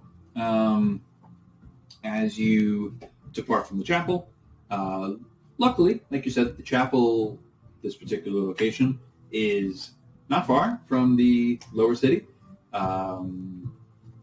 You want to bring your horses? You want to go on foot? I mean, we could go on our horses. I mean, how long is the... So she can point out, with her scrying, she can point out generally where the object is located based on their spell they cast. It appears like it is, this one in particular, looks like it's in a densely populated, living area of the lower city. So you're probably thinking it'd probably be best to go on foot, because leaving your horse. Unfortunately, the other part is the lower city is also less patrolled by guards. There's a little more random crimes and acts of violence down there. So for your horse's sake, it's probably best to go on foot. Yes. But you can go in the direction of where she kind of pointed you. Leaving the middle city is fine. There are, these districts are walled off, and there are gates that can be closed if needed. But the gate is open, and you see there are actually quite a few people who are traveling to the middle city from the lower city. A lot of looks like workers that maybe work in the markets, some of the stalls, that sort of thing. There are a few people look like they're coming to buy simple groceries and stuff. No one quite going to the lower city from here. Everyone is coming. But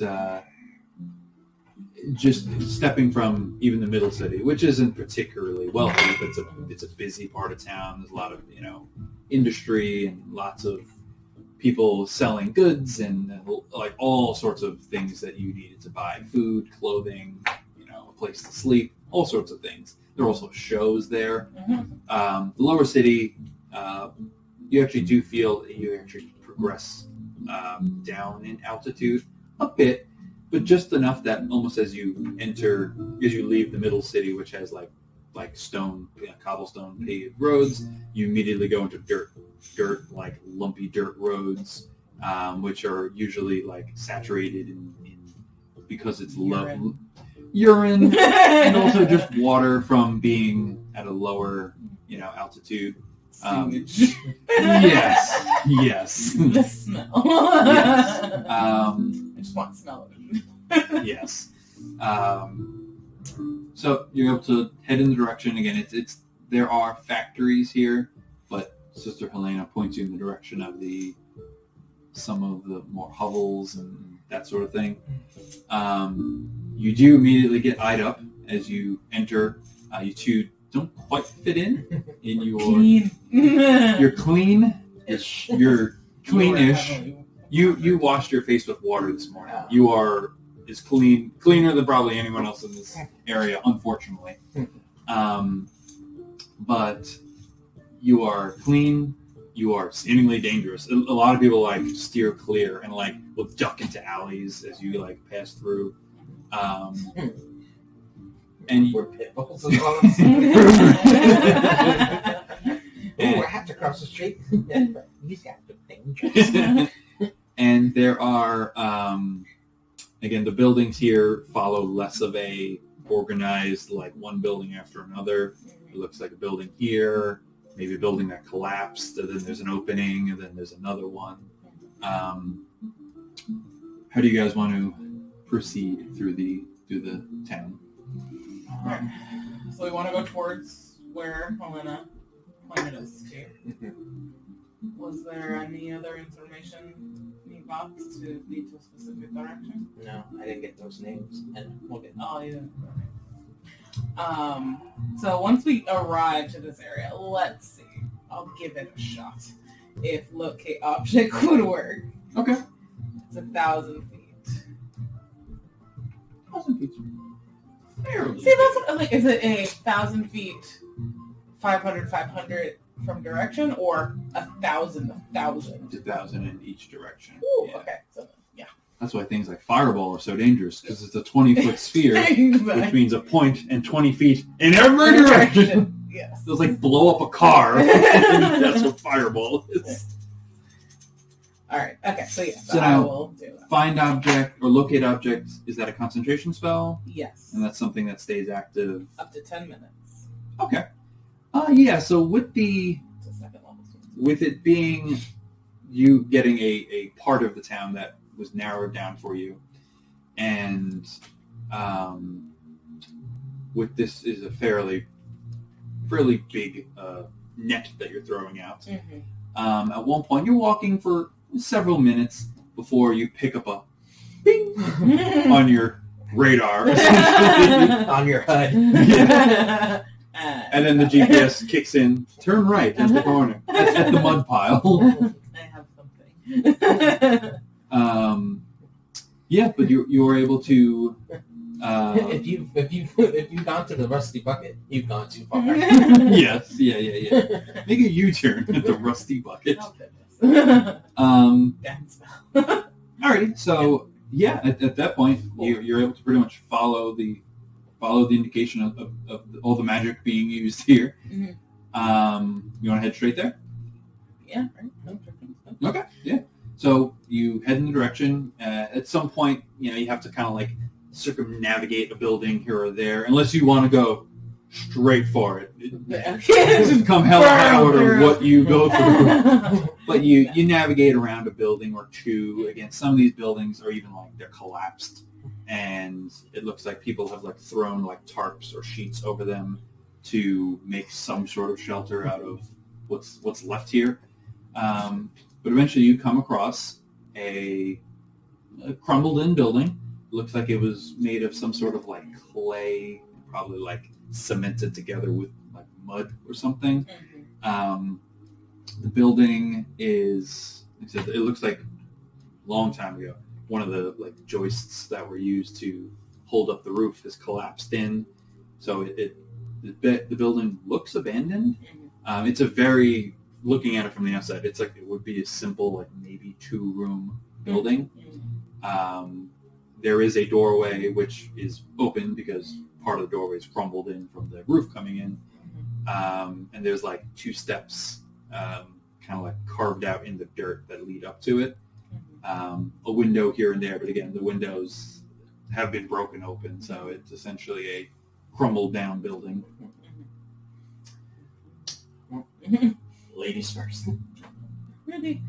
You just want to see your butt. You said there's a door? There is a door, yeah. And I open it. Oh, no, I'm sorry. Not a door, a doorway. Oh, okay. The door, what used to be probably, was either destroyed, maybe salvaged. There was no door, so maybe the door was salvaged for pieces. But there was a doorway. Okay. And as I get closer to it, like I start knowing exactly where it is. Right? Yeah. I mean, the spell gives you... So shouldn't you be leading? Well, I guess I'll go into It's not a big place. It's not like this. He goes, goodness. I will whisper to you. Yeah, like I said, you're able to pinpoint the location is inside the building. You might have to like climb over some wreckage here and there and maybe move like a piece of heavy clay out of the way. But it appears that it is inside the building. Do we hear anything? Give me a perception check. Can I do healing? You want to heal the building? Yes. I mean, 1 stone at a time. Sure. Don't worry, one day you'll use mending. Yay. Right. And you'll be like, wow, this is great. 21. All right.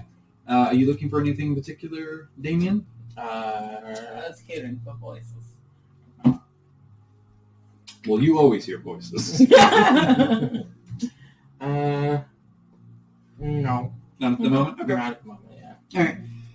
All right, so you, again, I gave you a brief description of the area.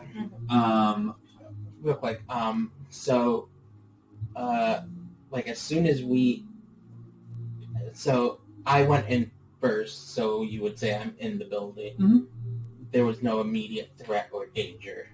No, not, if something was hiding from you, it would require a check, unless your passive perception would pick it up. Okay. Alert, so alert increases your... I can't... You can't be surprised. Right, okay. Nothing has attacked you that would surprise you. Right.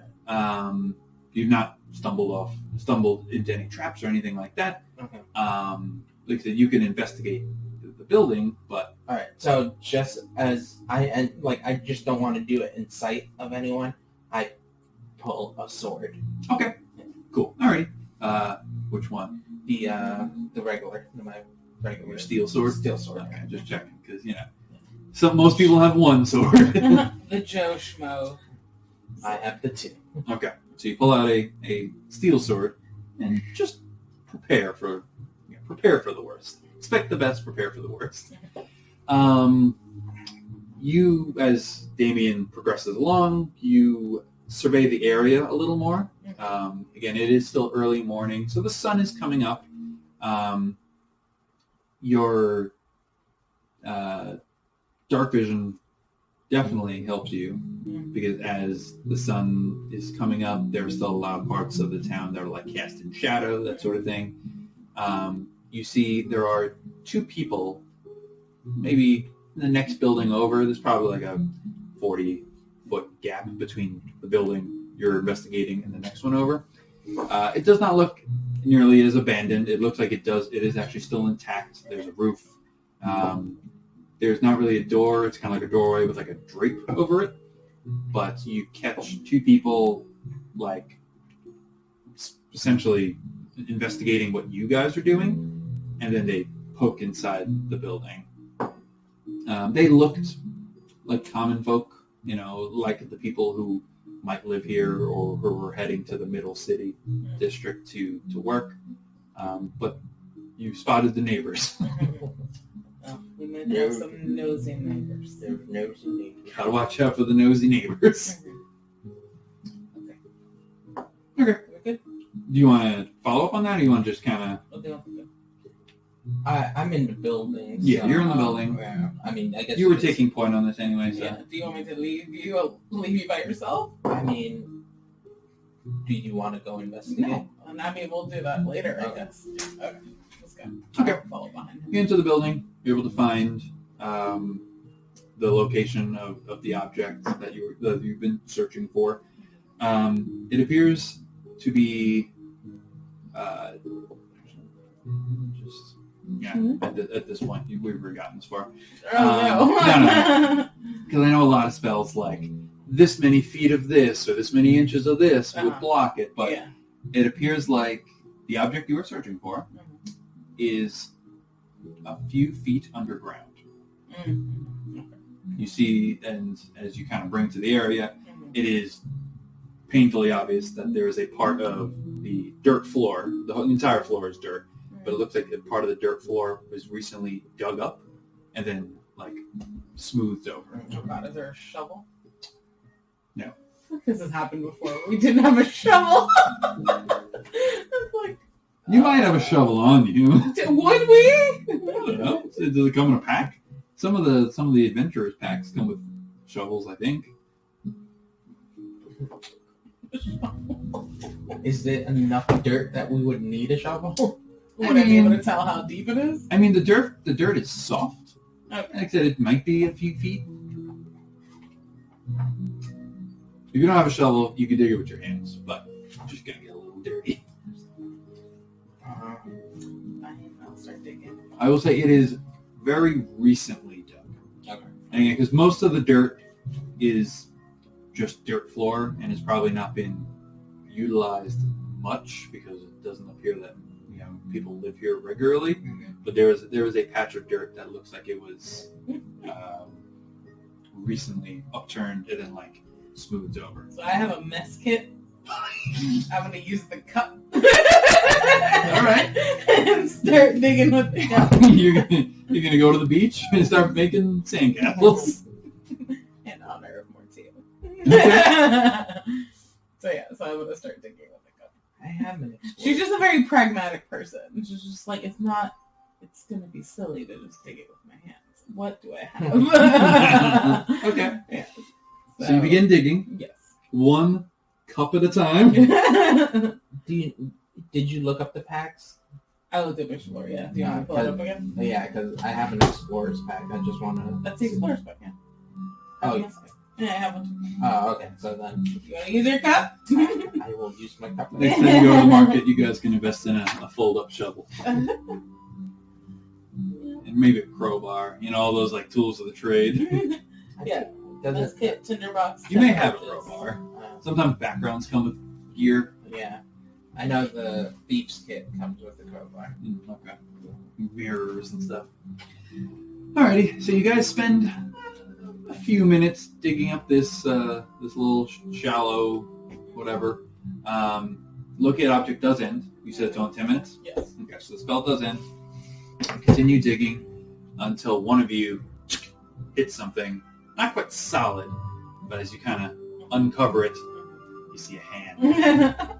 It appears you've dug up some sort of body. No. What?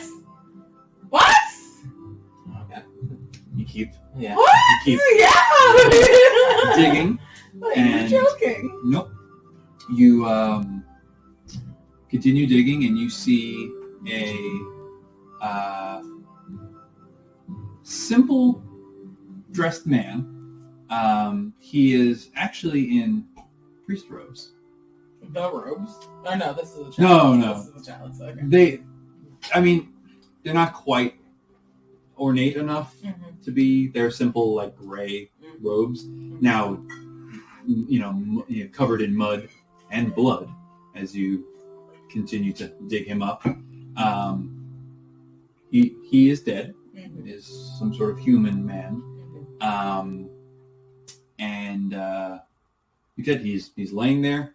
He appears to be lifeless. What do you guys want to do? And does he have the chalice? Give me a investigation check. I would like to check for traps. Give me an investigation. Let him do that first. Okay, thank you. Oh, did I choose find traps? What? It's investigation. Investigation. So that's a 10. Okay.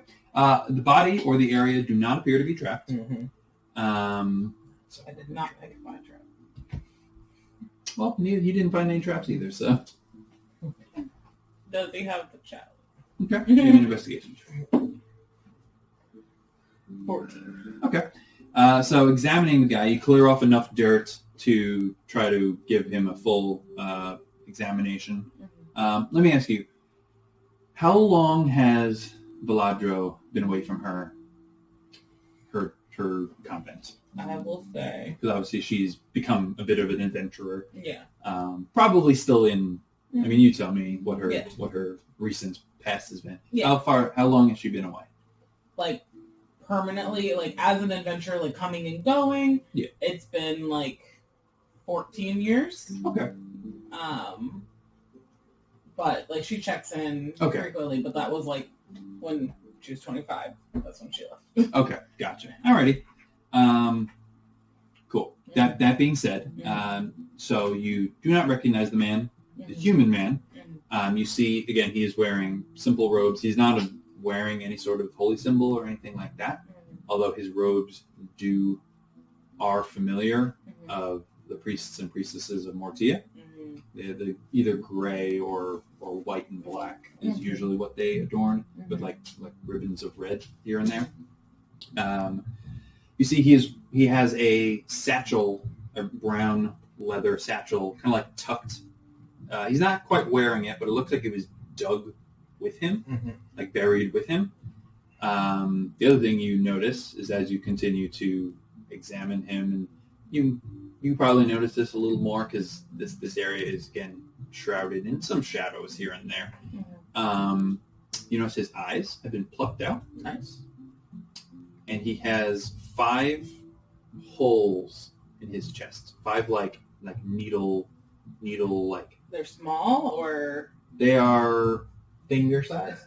yeah. just about, yeah. There we You, go. you see they are in. You said needles. I was like, needle? They are about hand sized. Okay.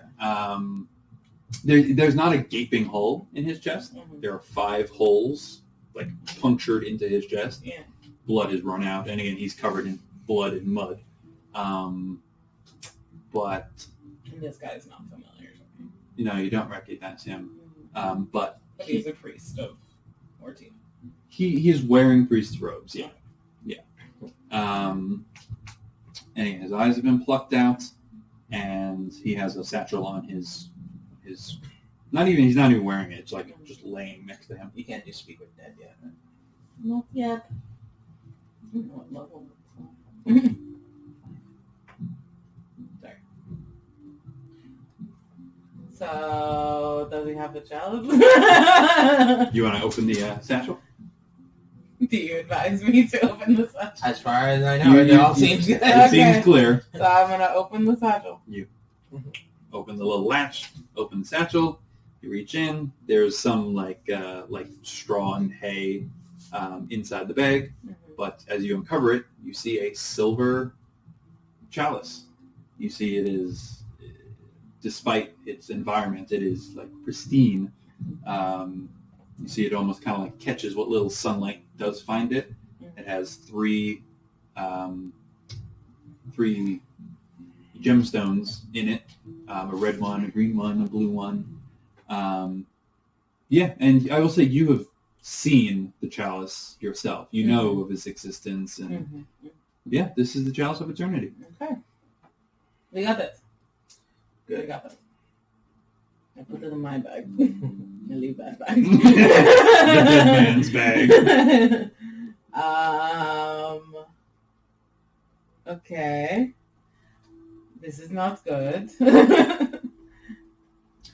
I will say there's also There's nothing of like identification of this. not of this man. Yeah. Inside the bag, there is also, obviously, we'll start with the fancy chalice. Yeah. But there is also a Spiders. few pieces of gold, Oh, okay. maybe 5 pieces of gold, Okay. and at this point now, It's like almost easy to miss, like mixed in with all the hay and stuff. A crumpled up piece of parchment. Okay, get that parchment. Get that parchment. You want to read it? Yes. It is a very brief letter or some sort of note. It says, it doesn't say who it's addressed to. It's not addressed to anyone, and it's not dated, unfortunately. But it says, lie low and keep the relic safe.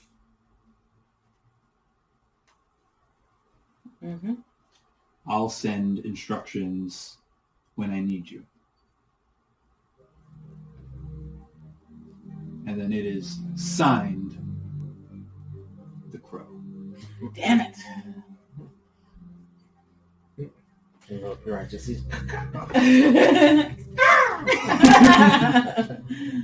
oh, this is heavy. This is heavy. So, was he supposed to be dead? Is he supposed to be dead? No. So he had it, and then someone took it from him, or someone killed him for it, buried him, and is waiting for the crow? I mean, that's what it looks like. It's complicated. It's like a job of a job. Well, let's find the other one. Okay. There was people poking their heads out across the street. I wanted to check on that, just in case. I'm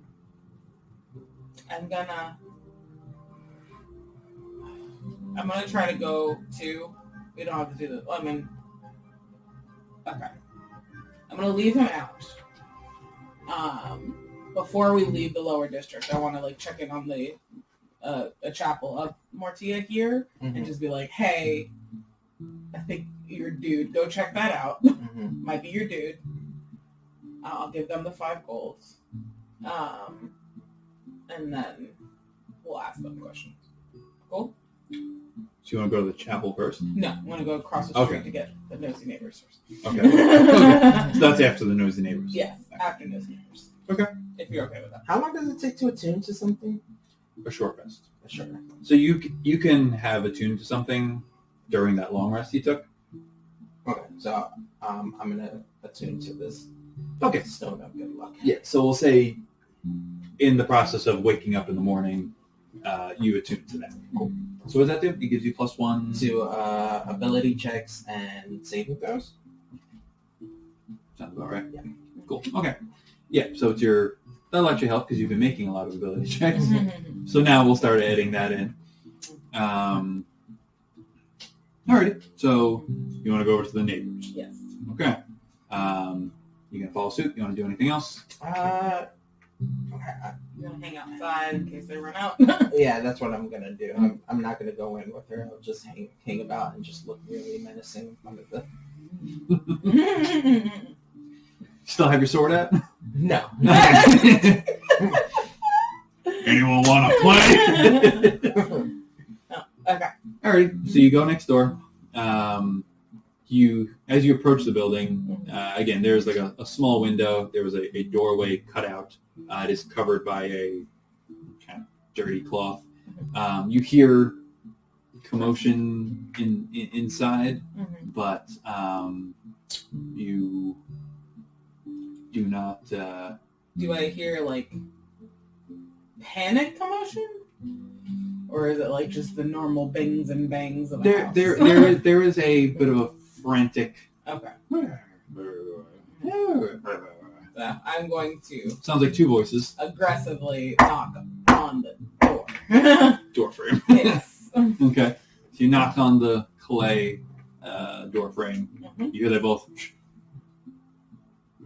Go away. No one's here. I wish I could audibly eye roll. There's another one. She's like, idiot. We don't want no trouble. Sounds like there are 2 voices, a male and a female. I'm with the Sisters of Mortia. I am just here to... No one's dead here. No one's dead. We're fine. Well, someone is dead across the street, and I would like to ask you some questions. Hold on. There's a rummaging, and you see the curtain opens up. Not fully, just like It's like he's right there. just enough to see a face. A pale, almost like a yellowish skinned half orc. Okay. He looks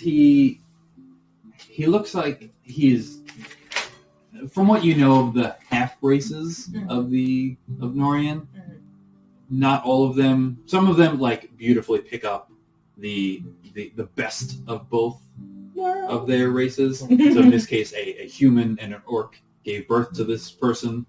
Some of them have the cunning and bravery of humans with the strength and courage of orcs. Not all half-blooded people, unfortunately, acquire that, and some get kind of the flip side of it. They kind of get like the worst of both races, what they have to offer. It's like kind of like musky yellow skinned. He looks like a human, but he does have 2 tusks protruding from his lower jaw. And it is a male. And again, he stepped, kind of like just pokes his head. He's like, we don't know nothing about the dead person you're talking about. We don't want no trouble. I don't want to bring you trouble. We just need to get to the bottom of it. And if you know anything that is helpful, we will compensate. What do you flash, a silver or a copper? Silver. Okay. I've flashed 2 silvers. Oh, man! And you feel someone pushes him out of the way. And you see another half-orc, a female. Also not very pretty. Not particular They pretty. found each other. It's great that they did, but they're not living their best life. She's not pukey yellow. She's like a pale green skin color. A little more normal, but definitely they're both downtrodden and living on hard times. But she pushes the male out of the way, and she goes, "We'll tell you anything we want to know. We're happy to help. That's good coin." Yes. She puts her hand out. The 2 silvers. Thank you so much. She like ducks back into the building. And Shuts the door behind her. Yeah, no door. Just curtain. Oh, great. And he's like, "You want to come in?" If you don't mind, just Here, hold on. He takes the curtain off and kind of drapes it off to the side. And they have a very simple, like, one-room. studio. So as she enters, I just want to do like a cursory glance and just make sure like there's no one snooping on what we're doing right now. Sure. Give me a perception check. Alright, so that is 18, and then my luck stone, 19. Okay. You do spot a few people here and there. Most of them are what look like nosy neighbors. Again, you get the vibe that a lot of people, some people have already gone to work, and some people are maybe preparing to go to work. So there is a good amount of commotion on the streets. Most of the people are, again, look like simple, either They're all ugly. they're all ugly. They're all- One individual catches you, and he stands out because he almost resembles you in a lot of ways. It's not you, right, but he's slightly bigger. He looks. A lot of the people here are gaunt and frail and have like baggy, like ragged clothing. He is wearing leather armor. His face is partially obscured, and he's maybe a few buildings down, keeping an eye on the area. Not quite sure if he's onto you or what the case may be, but he stands out. He looks like a hired sword, but no one here has the coin to hire a sword. Right. To hire a sword. So I'm gonna have to try and like, I can't tell B about it, but like So he's like watching me, and I'm watching him, kind of at this point. He's keeping an eye on the area. Uh-huh. Again, he stands out based on his. If he's trying to blend in, he's not doing a very good Not job. doing very good. But you get the vibe he's got a level of intimidation that you would have, Mhm. or like the people here wouldn't bother him. They'd probably steer clear of him. Okay, so I just want to be able to, if like the moment he looks away, try to like stealth around to him. Give me a. Like I said, he's not like Yeah. intently focused on you. He does survey the area. Alright. So you catch a moment. Give me a stealth check. Oh, you were doing so well. I was. I was not. I'm not. It's okay. It's a. Does my luckstone count? Yeah. All right. Cool. So at least it's 11 from a 5. An 11. Okay. Let's see. You cross. He is across the street, so you make your way across the street, kind of trying to keep him in sight while trying to limit how much time he can see you. Mhm. At one point, just kind of in his natural scan, he looks back in your direction while you were like halfway across the street. Mhm. You duck into cover behind a building on your side, and you're like, not quite sure if he spotted me, but you want to continue making your way to him? Mhm. Okay. You want to go the street side, or you want to come in through like the back of the... I would like to try and sneak up on him if at all possible. Okay, cool. So around the building? Yeah. Okay. Okay. You...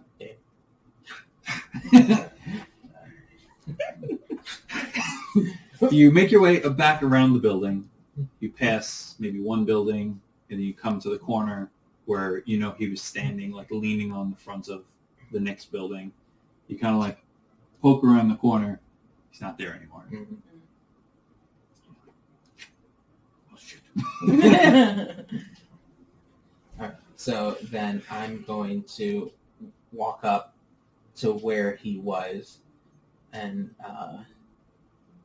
see if I see him. If I don't, I'll just return to where V was. Okay. So you make your way up. You can actually see he was standing in sort of dry dirt with like little patches of mud. Mhm. It looks like he's been standing here for quite a while. He's almost left like, the small area. Well, he's shifted a bit, Right. but it looks like someone has been like holding this point for quite a while. There is a moment of maybe he was onto me, maybe he slips away, and something in the back of your mind kind of triggers your alerted status. You feel a sword coming in your direction. So give me some initiative, please. Action! Actually, natural one. Oh! I trusted you. Wait, what happened? What alert gives you +5, right? Doesn't give you advantage. What do you mean? No, it's a The alert gives you Yeah. a bonus to your initiative. Yeah. Right. Okay. Alrighty. So with that, you no, he is able to act before you. You spin around, and it's not technically a sneak attack. But I cannot be sneaked down. You are ever alert. You're like mildly surprised. You're paranoid. You spin around. And I'm just like, clever girl. You spin around to see a sword coming in at you. You kind of back up, and like your foot gets kind of like stuck in the mud, and you're not able to quite get the right footing. Mm-hmm. He's going to make 2 sword attacks at you. You bastard. One is a 14. One is a 15. 15 hits. Okay. So he swings once. You're able to kind of duck back around. He comes around and he goes for a stab. Kind of grazes your Torso. torso. Come here. You take 5 points of slashing damage as he slashes into you. And he goes, you hear kind of a grisly voice. You go, "You're poking your head where it shouldn't be. I get paid good money to stop fools like you." Fortunately, you rolled a natural 1. So he is, your first turn is skipped as you kind of find your footing, prepare your sword. He's going to take 2 more attacks at you. One is a 9. Misses. The other is a 13. Thankfully, both miss. Okay, so at this point, you kind of have your sword up and ready. You have to duck out of one, parry the other blow, and you are now entrenched in an alley sword fight with some sort of armored figure. How cinematic. You go. You are up. So what is... Alright, so I'm gonna pull out my sword, and I'm gonna just run a little bit of my my flesh on it and light it ablaze, if you will. Okay. So your sword, as you take a step back, your sword catches fire. Oh, the neighbors are going to... And I only take 1 damage. There you go. Nice. Best case scenario. You see there's a moment of, oh, in his face. But he I is... don't get paid enough for that. Yeah, really. That's my bonus action. Natural 19 to hit. Woo! That'll hit. And I'm swinging it two-handed, so Sure. I get the thingamboard. Burnus. The burns. The burnus.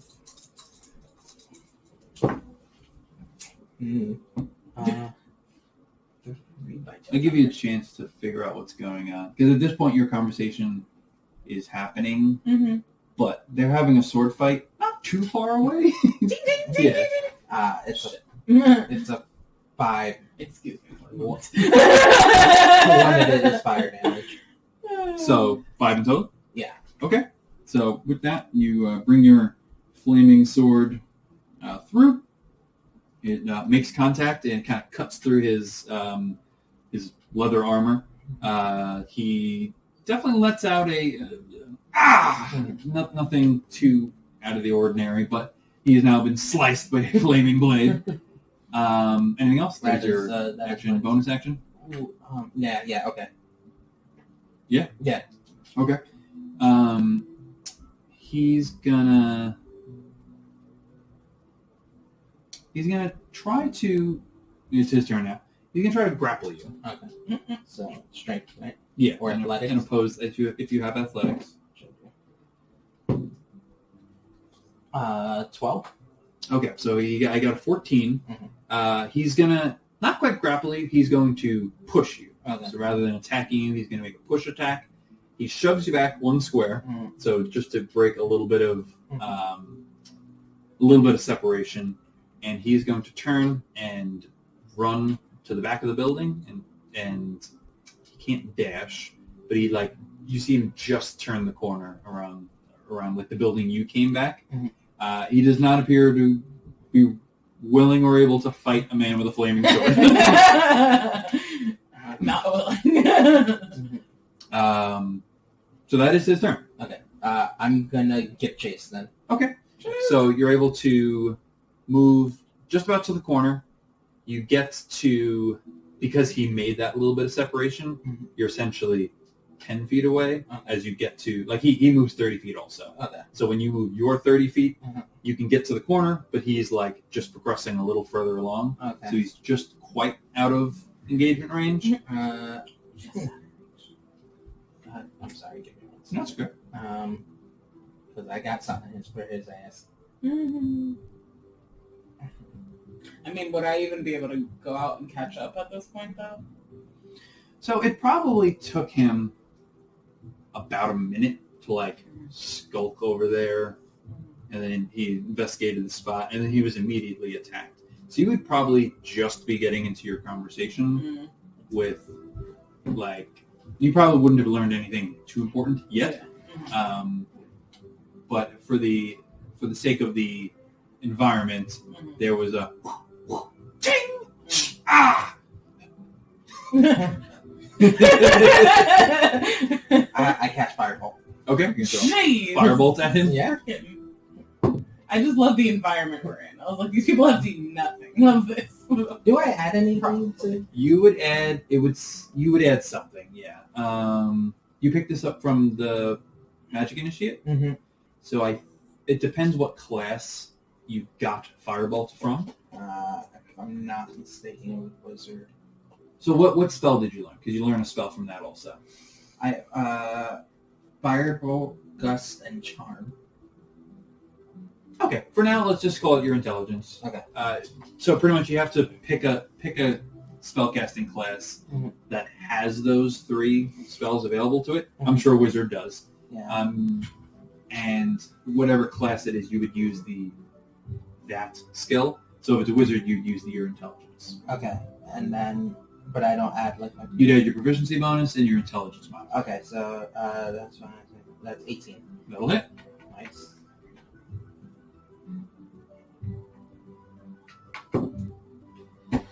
For a hot 3. Okay. So he does take hot 3 damage. As he is running, he kind of looks back to see that you're giving chase, and as you turn the corner, you throw a firebolt at him. Kind of like hits his shoulder. Definitely catches a little bit, but then like grazes off and blasts into the wall that he's running against. Oh shit! Fire no! Anything else you want to do? Anything you can do in your bonus? I know there's not a ton of options, but I can take my mutagen. Okay. Well, no, because I only had. So then, no, I'm not gonna. Okay. So with that, give me a perception check, actually.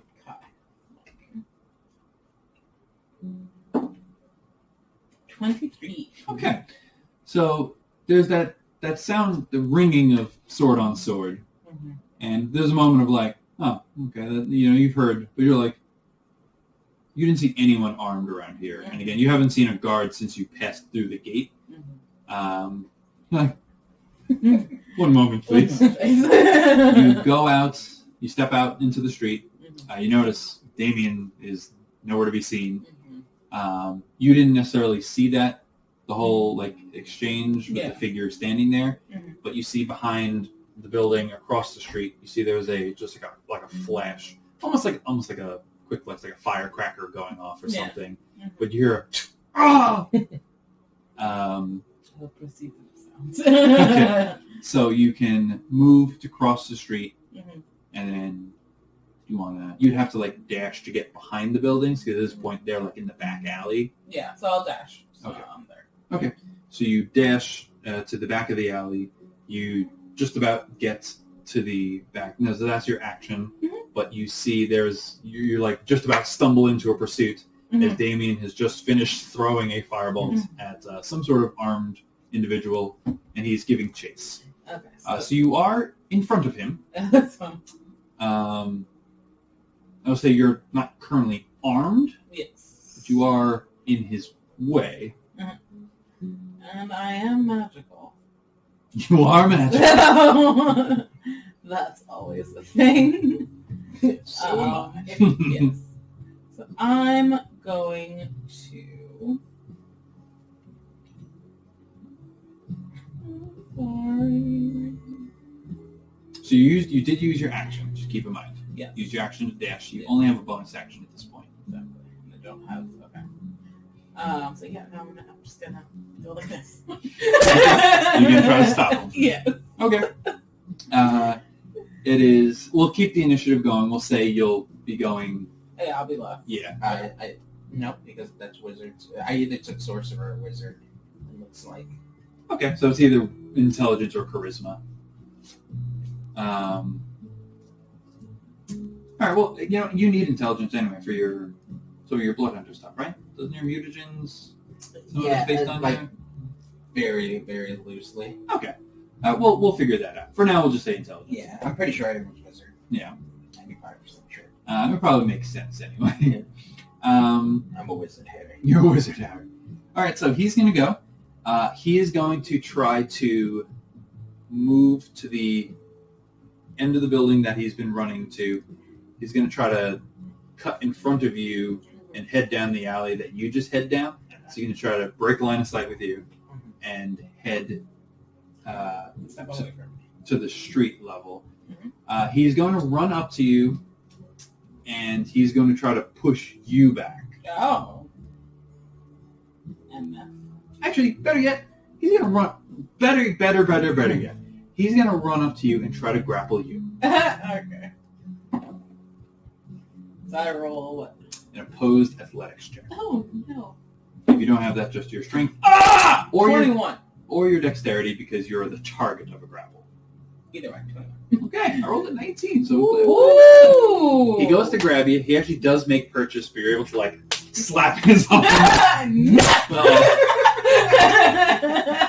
So say that is his action to do so. He is then going to, he's moved maybe about 15 feet to get there, realizing he's not able to get you out of the way. He's going to step away from you and move his other 15 feet. That just about gets him back to the street in front of the building. So with that would... It would trigger, again, you wouldn't be able to hit him with your hammer. You could... I am a warcaster. Yes, you do have the Warcaster feats. You can either cast the spell or try to do something with your hands. I'm going to do Word of Radiance. Divine Word. He has to succeed on the Constitution saving throw. Oh, is that all? Yes! 11? No. What's your DC? 15. Okay. So there's another flash of light as it kind of singes his back. How much damage does he take? I need to roll the D6. 2. All right. So he's pretty badly beaten up. Badly burned. He is still trooping though. Like I said, he gets past you, gets to the front of the building, so he's now back at the street. He again turns back, and he pretty much repeats "I don't get paid enough for this shit," and he looks like he's going to continue running. Next chance he gets.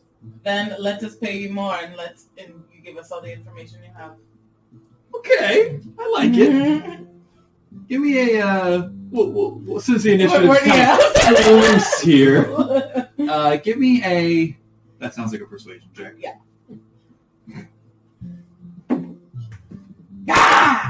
Yeah. 12. Oh, I thought that was a Yeah. No, At first I was like, oh, she did good, and then the second down was it was like, like, 12. he stops me happy. He stops in his tracks, and he turns around, and he goes, "You're not with the rest of them." Oh no! He goes, "You're one of the rest of them. How do I know I can trust you?" You don't. All I know is money talks. "You'll let me walk." Look at him. No. Sure. Yes. Give me a charisma check on that. No. Just a charisma check? Yeah. Because I wasn't quite sure if that was perception, deception, 19. persuasion, deception, or intimidation. Yes. I just need him to do what I want him to do right now. The future, I don't know. Depends. 19. Okay. So he, heavily breathing, he leans like on the building he's next to hand. All right. Tell your friend there to put his sword away. He sheaths his. At this point, you were able to come around the corner if you want. All right. I take the fire off the sword. That's a nasty trick. Haven't seen that before. Yeah, well, What the hell are you? your worst nightmare. What do you want? Why are you here? Who are you working for? Everyone ask each other.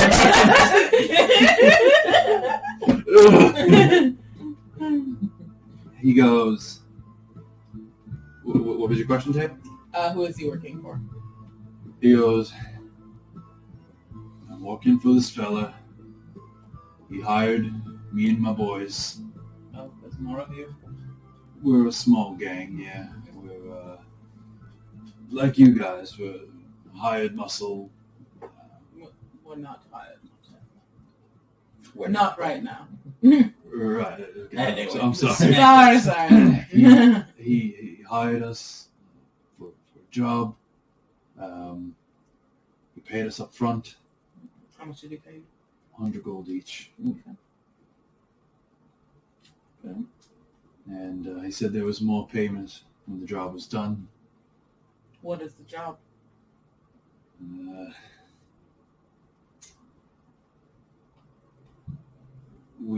I can force it out of you. I know you can. I'd rather not get to that point. Exactly. I could also hit you with more fire. I I could just make a spell to make you say the truth. So. I just need a moment to Okay. catch my breath. Do you need some healing? I'm happy to heal you. I wouldn't turn it down. So, I will. I don't know how mean I want to be, but no, it's okay. I will do the healing hands. So I could do up to my level. I could do 4 healing points, right? As in Azamar? Yeah. I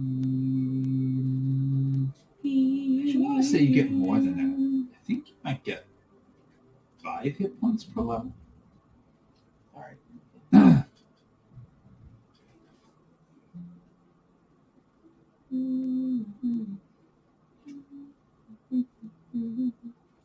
This is the very, very detailed one. I do not. How many hit points do you want to put in? Yeah, no, the number of points equal to your level. That's what Oh, okay. I don't know. So, Maybe I was thinking of something that paladins get. yeah, I'll give them all 4. Okay. So you heal him 4 hit points. You keep track of that in case this combat ensues. But you see, like, the part of his armor and the skin underneath that got burned from Flaming Sword, Firebolt, and Lord of Radiance starts to immediately mend. And he goes, Thank you for keeping your word. I never met the guy before. He looked rich, and he threw around money. We don't get jobs that offer that kind of pay, especially up front. Called himself the Crow. Okay. That we knew. You know him. Well, no. We dug up the body. Ah, right. I figured that's... Did you bury it? Did you and your boys bury it? We did, yeah. It was part of the... We didn't kill him. Mm-hmm. You killed him, the Crow? Yeah. You were there? Yeah. Matters. Accomplices. Yeah, but not... Sure. Where was the mother? Right around here, not far from... At his temple? No. Like, he points, like, up the street, like, Oh. Killed over here. He told us to bury him, and he departed. Told me to keep an eye on the area. He took his eyes? Yeah, that was... What does he look like, the Crow? He's, Is he a crow? No. At least not that I could tell. He's a human man. Young, probably early 20s, maybe. That young? Yeah. You're a lot younger than me. You see he's like a grizzled... This guy's probably in his, like, late 30s, early 40s. But... Again, for this age, that's a long, hard life. Made it. Yeah, he's a full-time merc. Human, young. Very wealthy, I can tell. Smelled nice. Well dressed. Features, black hair, long hair. Yeah. Pale skin, blue eyes, dark, slicked back hair. He had a pocket pocket handkerchief, pocket square. Yeah. In his overcoat, and had some sort of like tree symbol on it. It was ornated. I remember it stuck out.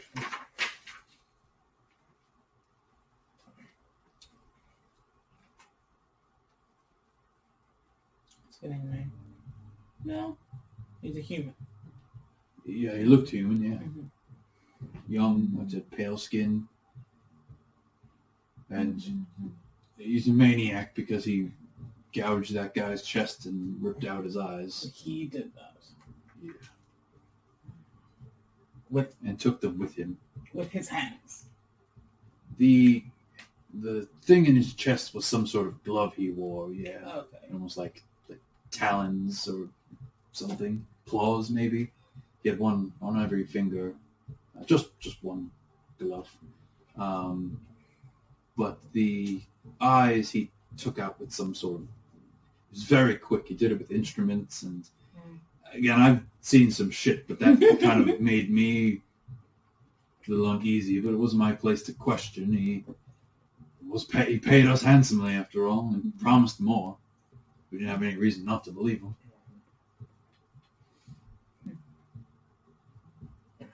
How did you guys find us? I mean, this is in the middle of nowhere. We have our ways. Yes. Right. Well, I don't want to get on the crow's bad side, so I'm trying to think of means of... I recommend, if not you, then you and your boys hightail it out of here, because he's not going to be too happy that you squealed on him. Yeah. Or does he just not do anything? We rebury the body. And do you know what his plans were for it? He told me and my guys, there were 4 of us in total, that we were to hold on to some of the relics that he stole. And How did you get in? He got us in. It was incredible. I've heard there are like master thieves, but he had every single aspect. We came in through the back door. He knew his way around. Yes. And there was some sort of magic on the door, and he sealed that off. And he said something about it. It was only temporary or what have you. Magic's beyond me. So when you started throwing fire at me, I realized this was not what I got paid for. My fear is if they go away, the other 2 relics are in jeopardy. He told us to keep the chalice. I think the other one was the mantle. Keep them in the city. Keep them safe. And until he called on us. What did he do with the ashes? Took them with him. He asked them. All right. The way he was talking, it didn't sound like he was staying in the city. Because he told us to keep these in the city and he'll be back for them. So I don't know where he went, honest, but he told us to keep these 2 things here and safe. And did he tell you which one he was going to go to first, the chalice or the ropes? what do you, I don't understand. Like to recover them? Like, did he have a plan for which one? Oh, no, he just said, wait, and it's what we've been doing. I've been lying low. I got another partner around here somewhere. Just kind of keeping an eye out for, well, folks like you, all busybodies in general. Kind of figured I'd be able to handle any of the peasants that lived in this part of town, but didn't walk you two. So, can you bring us to the ropes? Or we can just attack and kill your men when they're there. Look, I have means. We have means. I can. I don't want to see them dead. We've been working together for a long time. I'll tell you where they are. it might be best, like you said, for me to stay here in case he comes back. I don't want to tip him off, but they're staying at the Cooper Tavern. The road would be at the Cooper Tavern. That's where my guys were told to take them. He told them to take them. Yeah. Okay. Sorry, Cooper Tower. Tower, not the Okay. I was like, It's a big different. inn tavern, 5 stories. It's a wonder that they built that. But yeah, my guys, they got the lucky shift. They've been up in a tavern for the last 2 days. You've been out in a hut. Living in mud. But again, the money was good, so I'm not one to complain. I could always buy myself new clothes and a bath. Yeah.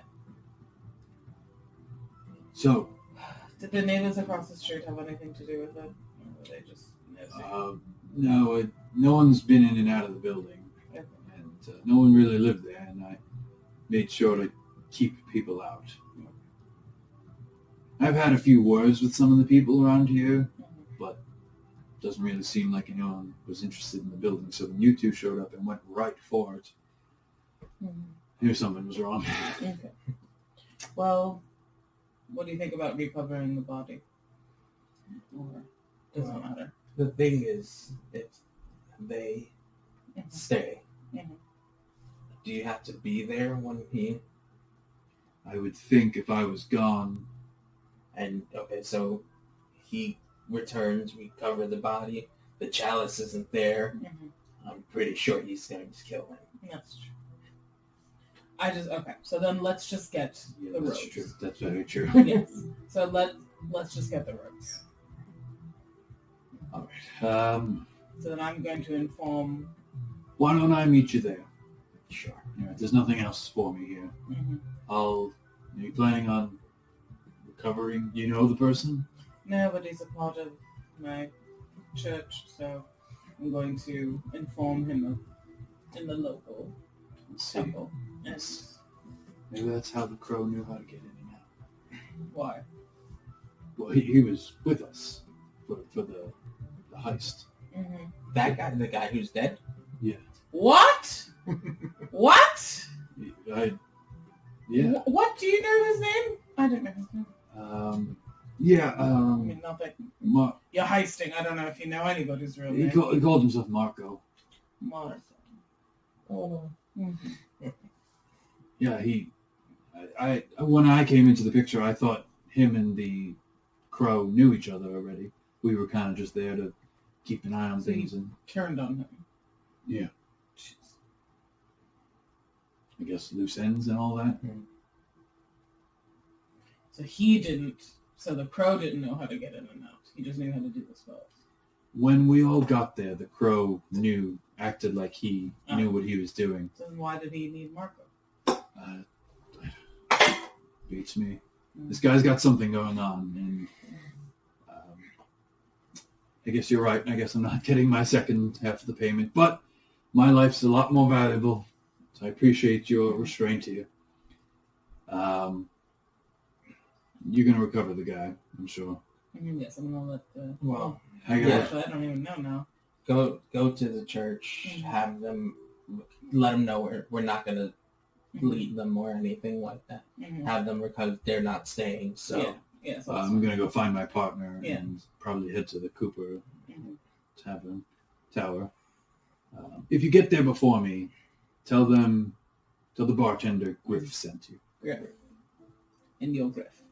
Yeah. Okay. I'm debating on whether or not to give him gold. What do you think? We'll pay him when we get there. He won't travel with you, Mhm. but he's going to go find his partner, and then his next course of action will be go to the Cooper Tower and figure out with the boys what's next. What's next for their life? Okay, cool. All right, so yeah, so I'm gonna go to the church, let them know, and get more. We need to get more information about Marco, though. Like, what is going on with Marco? I'm gonna go back to the neighbors. I'm gonna give them 5 more silver and just be like, Thank you for your time. Try to not be nosy. Could get you in trouble and hurt you. So. And they're like, they're eternally grateful. They're like, gods, every single god, bless you, bless you, bless you, bless you. Yes, may death come for you swiftly. Thank you so much. Nicely, kindly. Thank you so much. May death come to you. May you die. May you die. May you die peacefully. Yes, may you die. Thank you. Yeah. Okay. Good day. So yeah. So do you want to head with me, or do you want to do something else? No, I'll go. We'll split up. You never split the party. You said a small party. Yeah. Okay, so we'll go to the closest lower district temple. Okay, so you don't want to go to your convent. No. There would be a closer. Yeah, I would want to go to the closer one. Okay. 'Cause I'm assuming. Well, there's definitely to say that Mark. Yeah, that he would be a part of it. Yeah, so then okay, let's go back to mine. Okay. And maybe she'll know. Yeah. Okay. Can we take a picture of Mark? Sure. I know, I like so many things. I'm like, what, I can do a sketch of them? Text it to Sister Helena, so by the time she gets there, she has the information. Can I just put a piece of paper over his face and like charcoal? Take a rubbing. Oh my god. Minus the eyes, of course. Yeah. That would work. Have you seen this Eldritch Horror? Okay, so you're gonna head back to your convent. Yes. Okay. Yeah. So with that, you head on back. At this point, the sun is up. A lot of the morning haze, the moisture from the ground starts to turn into a mist, and it's nice and little. There's a low-hanging fog, but you make it back to the mid-city district. You return to your temple. You realize, even just being in the lower city for close to an hour, the smells kind of clung to you, and some of the people kind of sort of steer clear, but it's not. You weren't traveling through sewer or anything like that. There's way worse. Yeah. You return to the temple.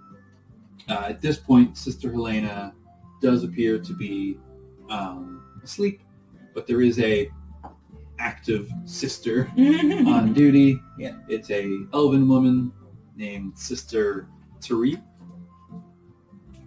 How do you spell Turi? T-E-E-R.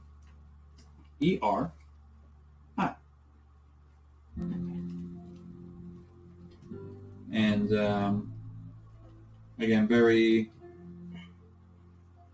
simple, but naturally beautiful elven woman. Yeah. Blonde hair braided back in a neat braid. And she's someone who you know her. Not you're not best friends, but you know her. And she probably knew that you were spending the night. And maybe you came into contact with a few of these people last night, because they were mostly asleep when you arrived. Yeah. Or getting ready for bed anyway. It was only 8 o'clock. Yeah. But at this point, most of them are probably awake, except Sister Helena, who was taking the night shift. Yeah. But Okay. she goes, Viladro, it's good to see you. I heard you were investigating what happened, and I wish you were here on better terms, but Yes. I'm glad you're on top of things. I know you're always quite capable for your age. Exactly. I mean, it's funny for you to bring up age. I've been alive for 400 years, so you've been, in my eyes, you've been alive for a bit of a blink, but you've achieved much in your time. You should be proud. Thank you. Odd concept of time. Anyway. Yeah, when different races live drastically longer life. What is even up? Because elves can live up to 750. They can live longer than that, but most of them, that's their max life expectancy. Obviously, some of them die before then. Yeah. They're they not can immune. choose at that point, right? Yeah, Oh, yeah. It's part of their faith that they Okay. pass on to their afterlife. I'm gonna say that I think V is a little jealous of her and probably envies elves for that, because Yeah, because as part of their faith, they don't go to Mortia. They go to High Rail is their their heaven, so essentially. just interesting vibe, interesting weird vibes. It's like, yeah, you worship Mortia, but like, ew. Yeah. So I have like a little You worship friendly. worship Mortia until... Yeah. Then again, not all elves... Sure. And then Mortia does welcome. It's just the passage of death. And then you go, See, oh my god, we're everyone's talking got- about religion. Everyone's got a different take on faith. Yes, exactly. 4 hours later, I wake from my nap. What happened? We just had a philosophical conversation about it. Happens every time. Every time. It's the tea. 2 sugars. Thierry, do you know of a priest or brother named Marco? She goes, yes, I do. He joined us maybe... He's relatively new, only a few months. Never got that list. Knew it. Do you think he's behind us in any sort of way? Or? So we found his body. Oh, And we... Well, good news, he's with Mortia now. Yes, he is. well, that's, I suppose, a small... We always have to be thankful Yes. with that. We come with peace with that. But he Found was... him murdered. Yes, but he was a part of stealing of the artifacts. You know this for certain? Well enough. We spoke to some hired hand. Oh, That was... so it was a planned... Mhm. Sister Helena thought as much. Yes. I said she was being paranoid, but I suppose I should have known better. Should. Trust the... We have to trust the old woman. Well, again, If you bring up age again, I'm significantly older than her. And but- you didn't believe her. You see, age means nothing. It's experience. Those wrinkles on her face, they carve history into that. She has lived an active life for so. You know this though. Exactly. I do. So you think Brother Marco was behind this in some way, shape, or form? He was a part of it. So essentially, someone named the Crow is leading it. Okay. Does that ring any bells? Or, yeah. No. For me, no. So Marco was in cahoots with him. I But see. he turned on him. The Crow turned on him and killed Marco, took his eyes, and buried him with the chalice. So I have the chalice. Oh, Dignity. well, this Return is one. this is good. Yes. He was buried with it. Mm-hmm. That doesn't make sense. It's to keep it safe. So we're just trying to put it all together. I feel I have some sort of thought that this has some necromancy business. Dear, you see, like her face goes pale Yeah. at the even mention of necromancy. I mean, the ashes were taken. We find this body with the eyes gouged out, and this Crow person just doesn't feel right. Did you encounter this crow person? No, the hired hand gave us a description, and I gave her the description of him. I see. You see, she like has a little notebook, and she like takes down kind of like what you're noting. You talk about the metal hand. Okay. This is a lot. I will definitely tell Sister Helena everything you're telling me. So you want to give Sister Thierry the chalice? Yeah. Okay. Achievement. Okay, yeah. We're like, You see, mission complete. You see up in your quest log, Yeah. return the chalice of eternity. Okay, so you give it to her. She goes and gets like a storage, to wrap it in cloth and make sure that it's secure. She goes, you've done more than any of us could have hoped for. This alone is a huge feat. Okay, well, I will make sure this gets back to Sister Helena. Mhm. She'll examine it, make sure that everything is okay. Mhm. And what are your plans going forward? So we're going to go to the Cooper Tower in the middle. District. That's not far from here. Yes, essentially that is where the robes are being kept. Oh, okay. Yes. Right, in the scrying, yes, I remember that. Mhm. I didn't know it was in there, but I knew it was not too far from here. Mhm. it's good that you have a location, an exact location. Mm-hmm. Our magic isn't so precise, Mm-hmm. but do you know what to expect there? So we ran into some hired hands in the lower districts, so we're going to find these people, but we're going to at least say that we know the person who is in the lower districts, so hopefully that'll avoid any conflict. Yeah, if these people aren't loyal to the Crow, then they may... Financially support it, that's all. Right. Oh, okay, this is great. Yes. Do you guys heal here?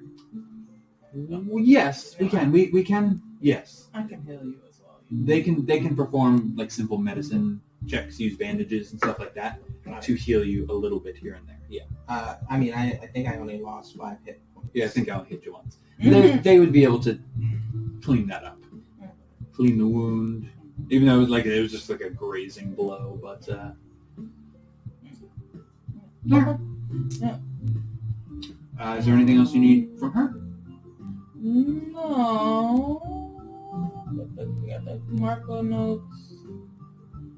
Was there anybody else? We were expecting a list of names of new hires. Did Helena leave that for you? Yes. Oh, she did. Yes. And she flips through some of the notes on the desk, and she pulls out a small note, like addressed to Viladro, and I don't know if you ever said your name, but we'll say she knows your name. Yeah. Yeah. Viladro and Dameon. The only person that I was able to pick up from our convent currently that was new was Brother Marco. Okay.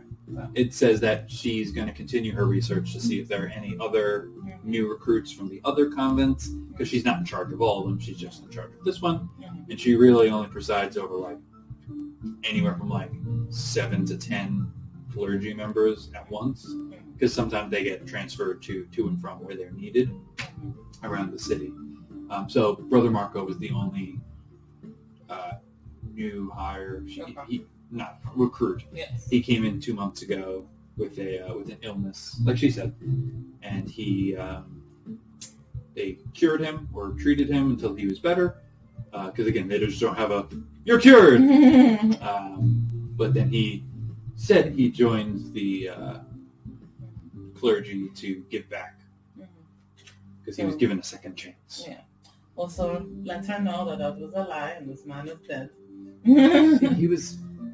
I remember him. He was quiet, but he always seemed kind of to himself. But he was helpful, excellent at cleaning, and never asked twice about doing chores or helping the people that we need to help. Because he knew he was going to steal from us. I suppose.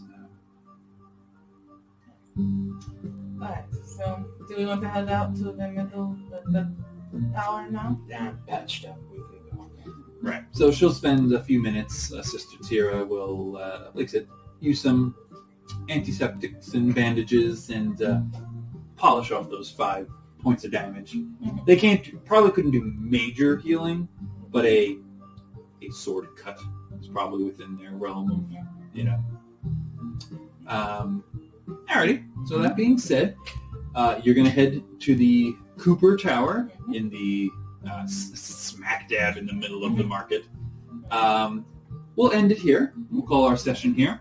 We'll pick up next time with Dameon and Viladro following the trail to find the mantle and continue to uncover different parts of this mystery, because it certainly looks like there's Yes, twist and turn. a plot afoot.